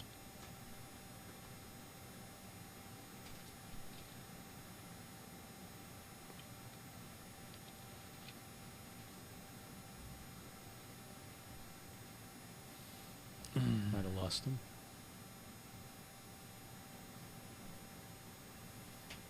Maybe it's past Rhino's bedtime. We'll come back to you here in a few minutes, Rhino. But for now, I'm going to go to Atlanta 907, Eddie in Kennesaw. Eddie, how about you? Do you think you'll engage in the fox hunt at the Stone Mountain Hamfest?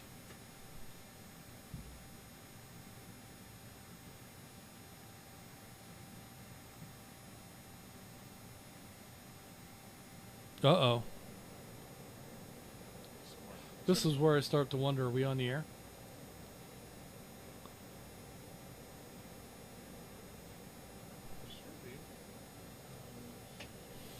All right, not hearing anything from Eddie. Let's go to Atlanta 250.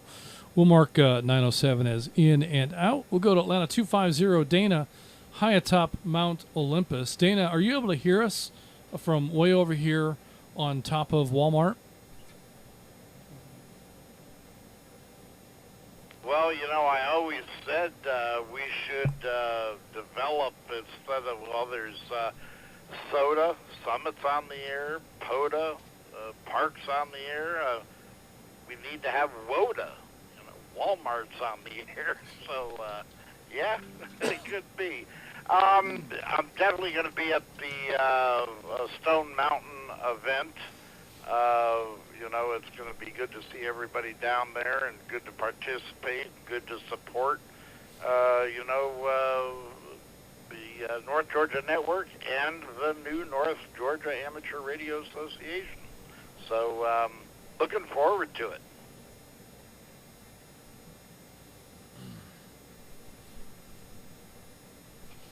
Good stuff, Dana. Well, tell me, the North Georgia Amateur Radio Association. What can you tell me about that? What's the deal with the NGARA?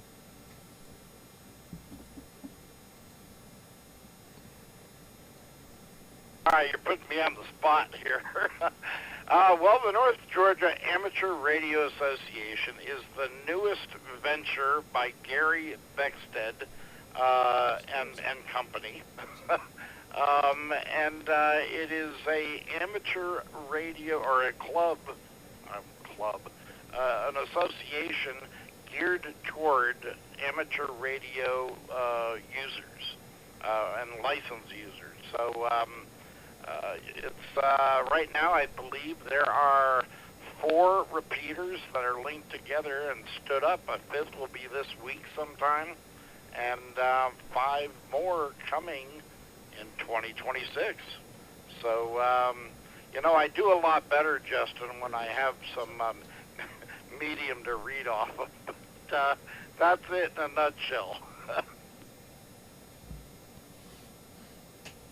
All right. Well, let me ask you, if I become a member of the NGARA today, do I have to renew again in January?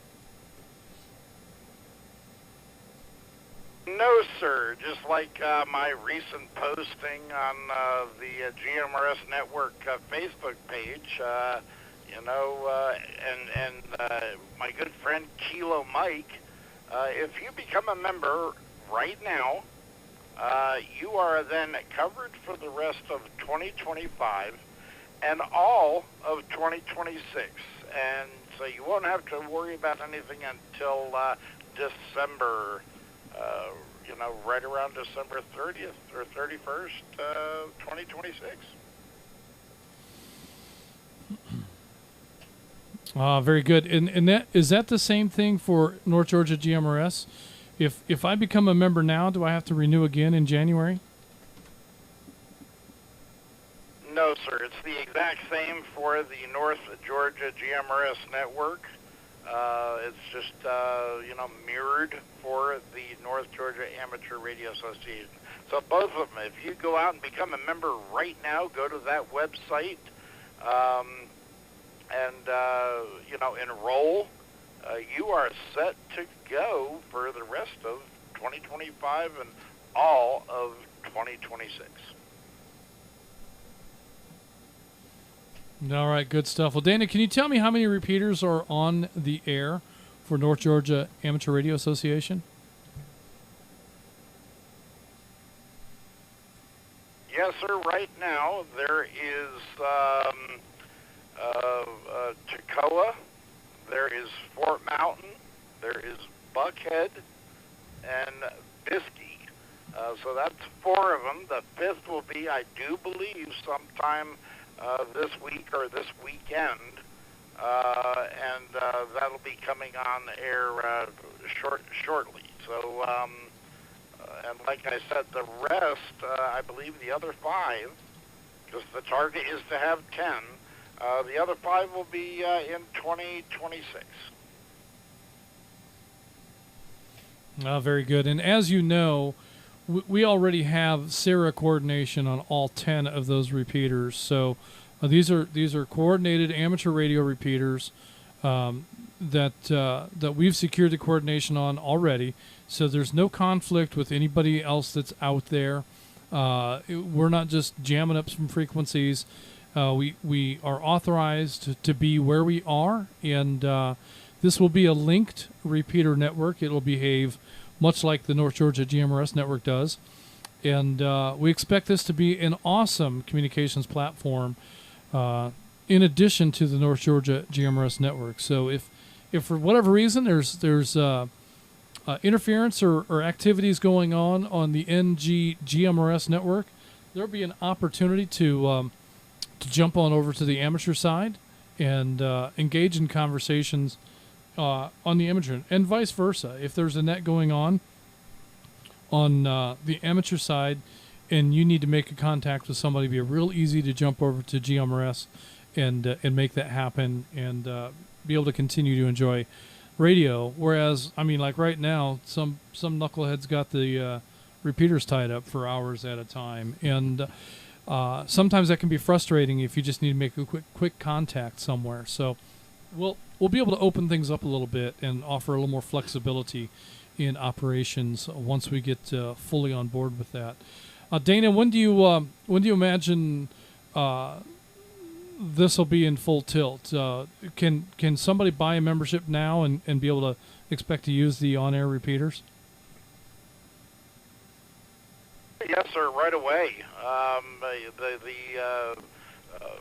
Five repeaters, or the 4 repeaters that I named initially, are up and they're linked, and folks are talking on them, and that 5th one will be coming on board. So yes, sir, right away. And it should be noted, and I think it's only right to say that this is not something that has come about, in the last couple of months. This has been thought out. It has been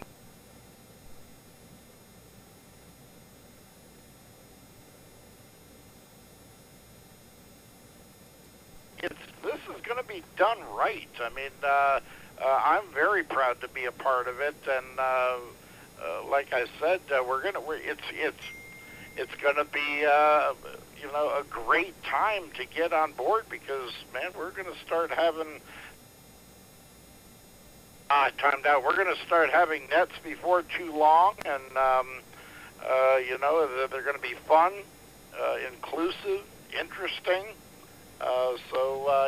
I'm very excited about it. So, anyway, I just want to dispel any thoughts that, we just threw this together, because it's been in the planning stages for over a year.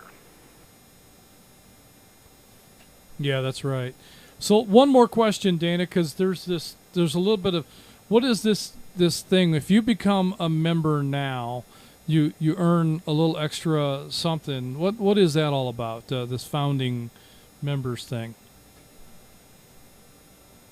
Well, the legacy membership program has been extended. Initially it was, I think the first 50, and now I believe it's the first 100. And there are, if I calculate correctly, 15 spots left. And it'll get you in on the ground floor as one of the founding members of, again, what will be one of the best organizations that has come about in a long, long time. So something to be very proud of.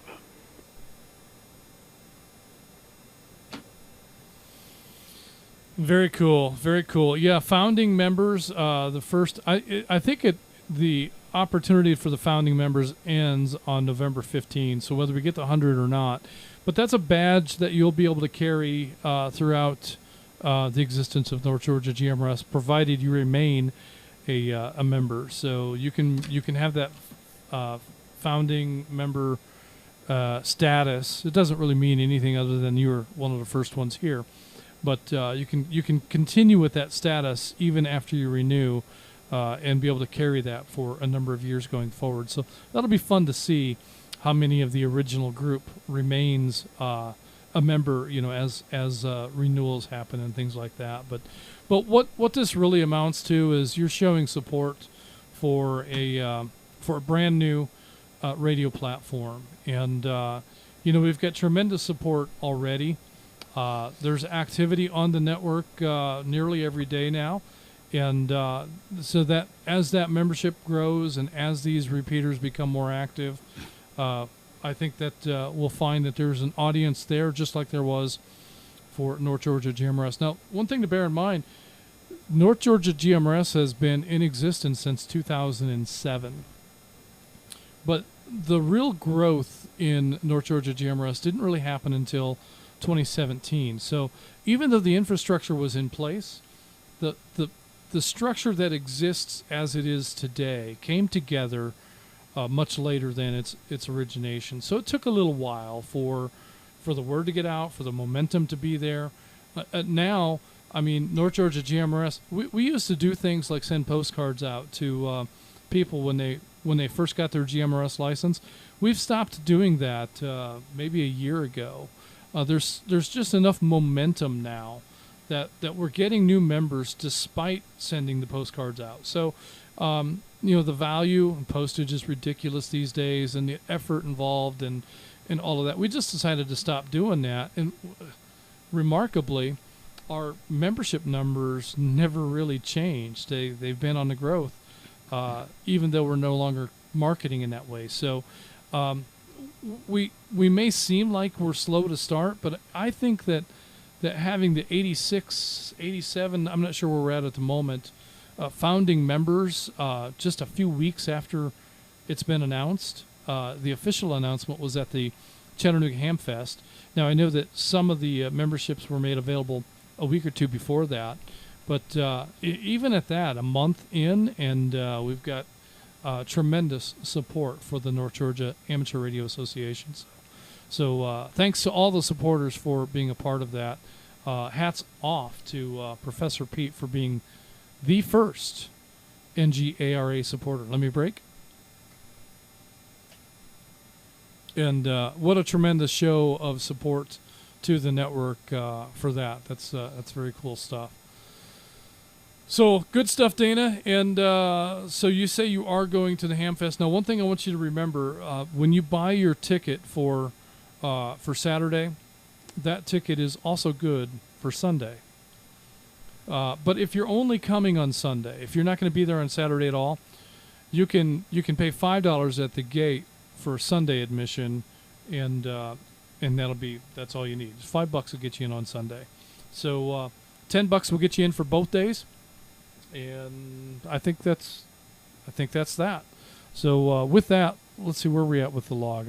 I've lost my page. Let's see, Dana, and then looks like Dana is it. Other than we've got new check-ins, and then we actually have a question from a guest, Ron Fabrici. Okay. Over on the right. What is attack number, and how do I what? How does he access the video, antenna making video from Jennifer? Those are great questions. All right, let's start with the video. Ron, if you're brand new here, then obviously you found the YouTube channel because you checked in on YouTube. So just go to the channel, and I think that do you know where to navigate him in the channel to be able to find the new videos? You posted them. You should be able to. Yeah, it should be one of the latest videos actually. So just go to the YouTube page, our YouTube channel. Go into videos, and it will be one of the first ones that pops up, other than our live stream here. So that was at the Chattanooga Hamfest. And Ed, I have your video as well. We're going to double up on you as well and have that video from the Chattanooga Hamfest as well. Jennifer's nicer to look at than me, but while you're there, if you're interested in Meshtastic, that's the other video that's available as well. Yeah, so right there in the latest from North Georgia GMRS, if you're on the YouTube page, tonight's video is right there on top, and then there's Jen's video right underneath that. And I don't know, Ed's video is probably in here somewhere. Check that out. That was our youth net control operator there yeah.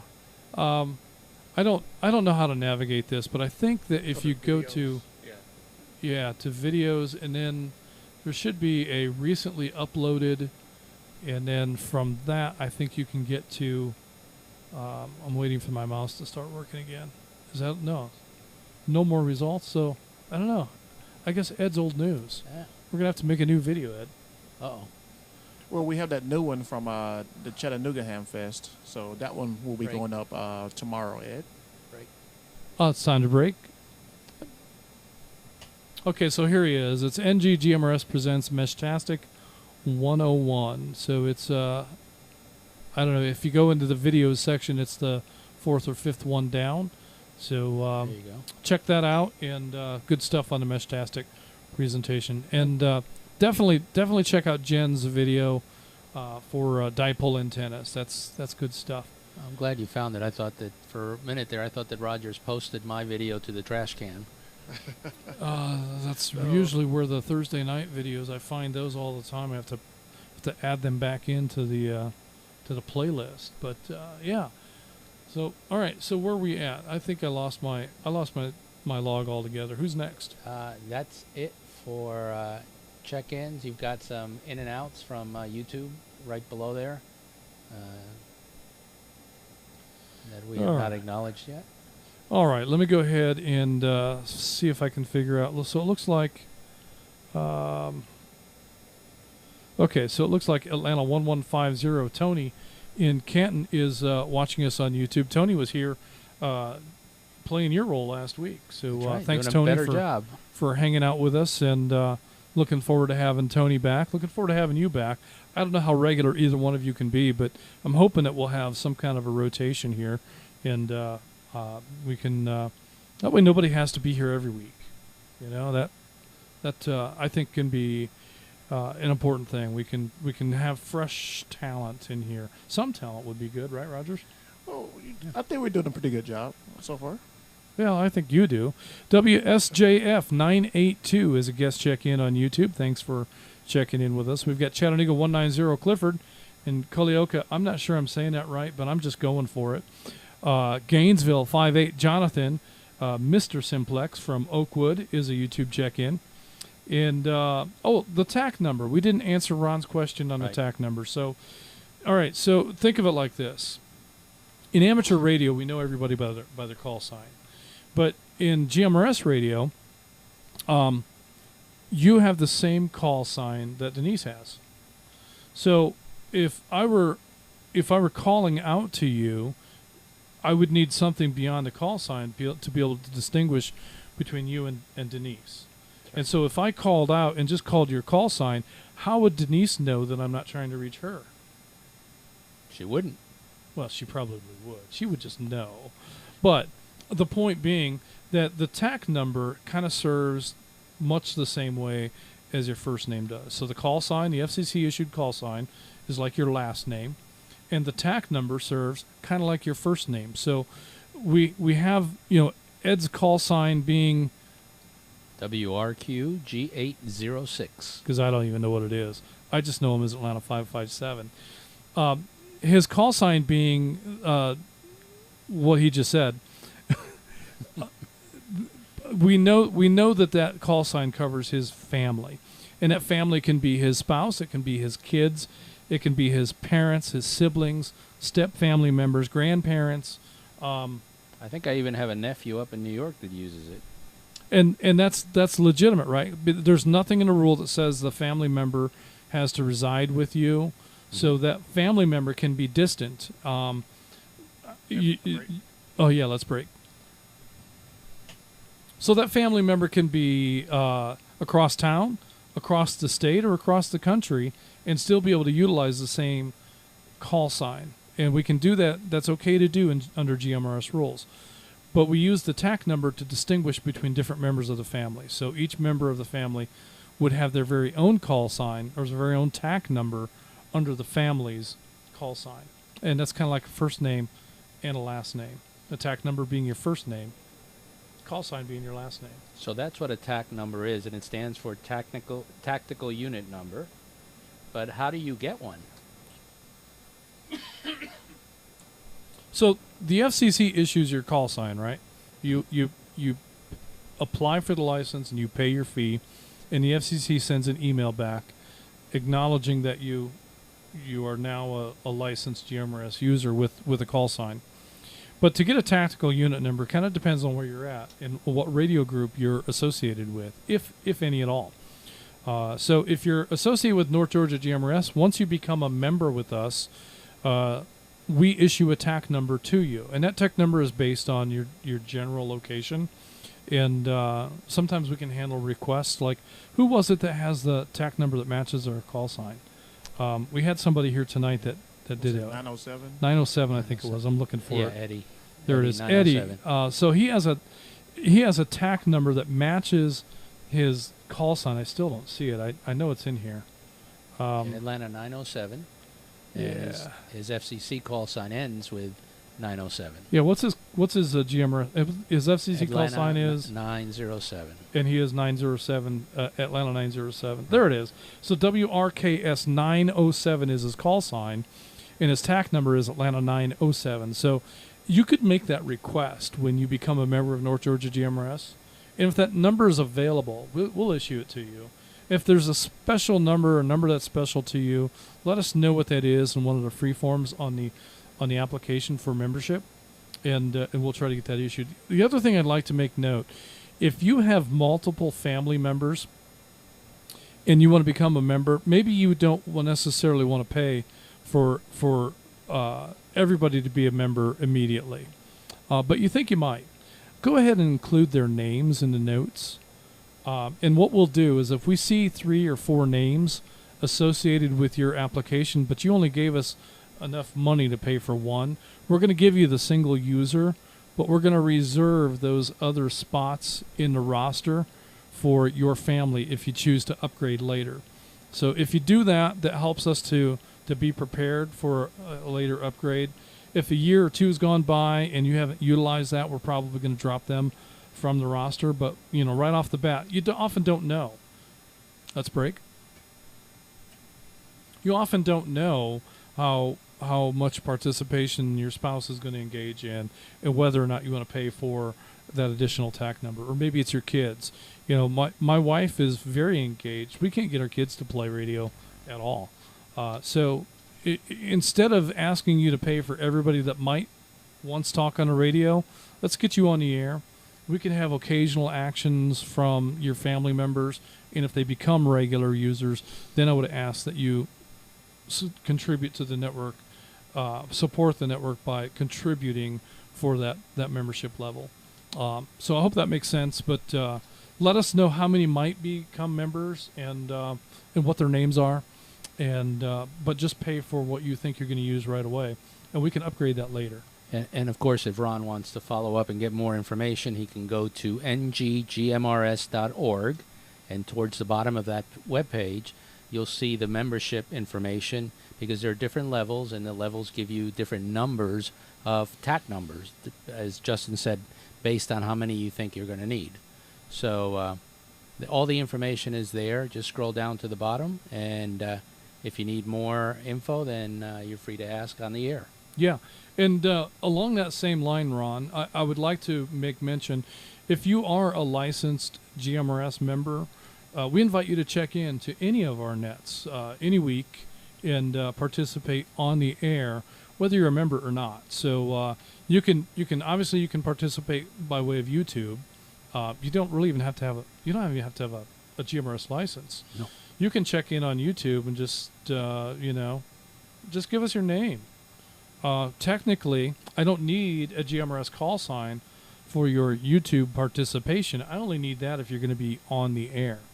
So, but once you become regular at using the network, the on-air part of it, then I would ask that you support the network by contributing to it financially. And some of my friends that have expressed interest but don't have licenses, I also ask them to just listen in on the net, which you can do on the RF side. And of course, just like ham radio with GMRS, you don't need a license to listen. You only need a license to transmit. That's right. So you can go to any of the repeater channels, and you can listen to this net and all the other nets on the air as they happen without having to have a license. Can I mention my favorite TAC number of all time? Yeah, what's that? BR549. Oh, I'm an old Hee-Haw fan, and that's one of our members. That is one of our members. That's Uncle Mike from up around Cherry Log. Hope he's listening, or at least catching up with us on YouTube maybe tomorrow sometime after noon. And for those that are maybe not be old enough to remember, let's break. BR 549 is a reference to Junior Samples' car sales number from Hee Haw. If you wanted to buy a good used car from Junior, you would call BR 549. There you go. There you go. Yeah. I don't know how many Hee Haw fans are in the audience, but as a kid, I was compelled to watch Hee Haw week after week, and I never really appreciated how good a guitar player. I know where you're going, Roy Clark. Yeah, never really appreciated that until much, much later, but pretty good. Really, really is good. So, good stuff. All right, so with that, let's continue on. We've got a WSJF982. Joe is a YouTube check-in. We've got Chattanooga 190 Clifford. Well, I think I've already mentioned these. And Colioca. Oh, no, he's in there twice. He's twice, yeah. Okay, and Mr. Simplex, Gainesville 58 is in there twice. What about George? Atlanta 306. George in Loganville, I think, is only in there once. Who's running this? Yeah, who knows? He's not doing a good job, is he? Well, for what we pay. And if we missed you on the YouTube check-ins, or if we missed your comments, we're a little short-handed tonight. Free Salad is in the wind at the moment. We don't know where he's at exactly, but I think he'll be back next week, and this whole logging debacle will greatly improve. So my apologies if we missed you, especially on the YouTube side. If you made comments that we should have made on the air, sorry, we'll do better, I promise. I think I got them all, but if I didn't, it's user error, my fault. All right. So that wraps us up on the roster. At this time, we're going to take one last call for late check-ins and any questions or comments. If you have a comment, just come on the air and comment with your TAC number or your call sign, and we'll log you as a comment. Otherwise, just go ahead and check in and indicate whether you're just checking in and out or if you have comments as well. So Net Control, standing by. You going to log or you? 295 comment. All right. That was Rhino, I think.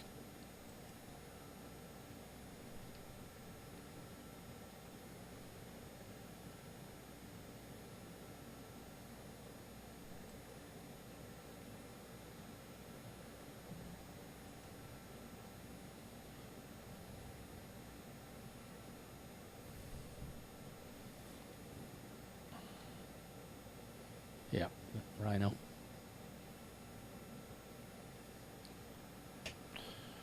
All right. Only hearing Rhino, Atlanta 295 with a comment. I was supposed to go back to Rhino, and I don't think I did. We didn't get an answer when we called on you, so we skipped right on by. But I had a feeling you'd have some comments, so I meant to go back, and it just didn't happen. So sorry about that. But go ahead with your comment, Ryan. Rhino. Ryan? Who's Ryan? Where'd that come from? WSJF977 Atlanta 295 Rhino on Cheshire Bridge Road.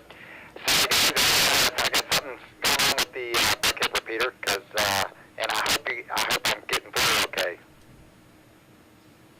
Let me make sure. Can you guys hear me all right? Yeah, heavy distortion, like it's very, very overdriven.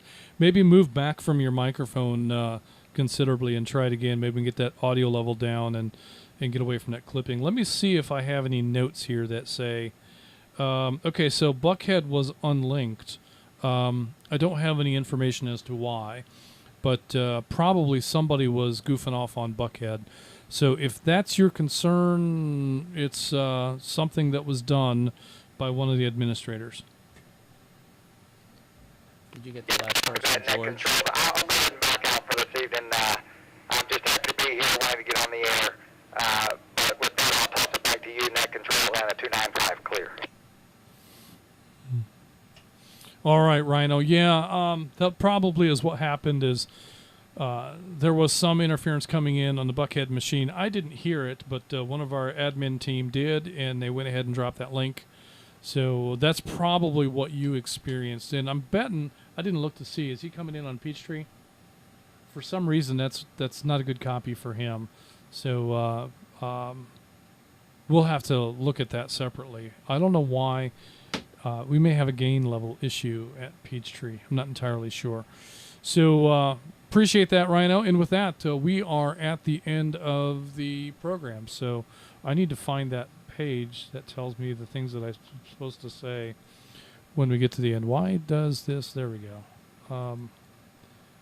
And I don't know where it's at. So let's just open up a new one, and we can then close the program because I just don't have any idea how this works.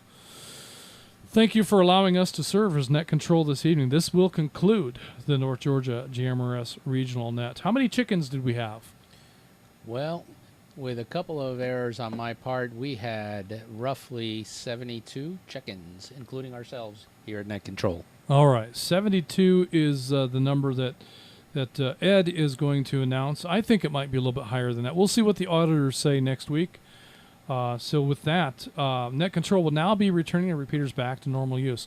Everyone who signed in should sign out. Don't forget, if you like and subscribe, and remember, comments on YouTube video shows engagement with the video and helps the channel to grow. So if you're watching and making comments, that helps a lot. I really appreciate that. And I love to go through the next day and go through some of the comments and see some of the things that happened. I've learned, I didn't know this. I think Rogers may have clued me into it, but you can watch the replay at like 1.5 speed. Yes. And you get through it a lot faster that way. And the guy that's yammering through the whole program is only half as annoying when you run him at higher speed. So it's almost entertaining. Give that a try. Tune in next week on any of the North Georgia GMRS repeaters when we talk about, what are we going to talk about next week? Next week's topic is gatherings, lunches, special projects, and North Georgia GMRS activities. So, like the bunk beds, more room for activities. Yeah. Do you know what that's from? I don't. Okay. Well, I'm not going to take a stab at that one. I'll draw a picture for you here in just a little bit. But that's gonna wrap us up for tonight. Tune in next week, and we look forward to seeing you there. I think the week after that is going to be an off week for us as we prepare for the Stone Mountain Ham Fest. So thanks for allowing us to serve. Oh, let's break. Just because Ed said so. Thanks for allowing us to serve as your net control this evening. Good night, everyone. This is Atlanta 946 WQIR 514. My name is Justin. And this is WSAL 368, Atlanta 263. My name is Rogers. And this is WRQ G806, Atlanta 557. My name is Ed. Thank you. Man, what a great radio announcer voice. We are North Georgia GMRS Network. And we are clear. Good night, everyone. Good night.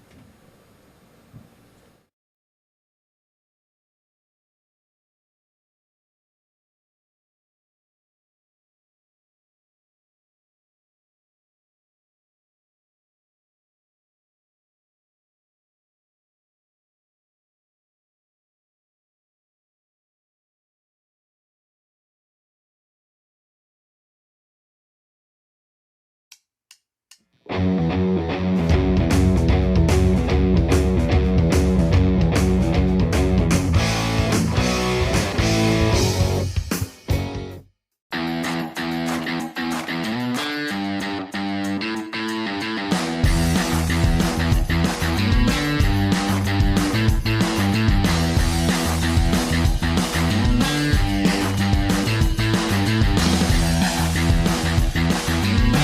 hey, hey, hey.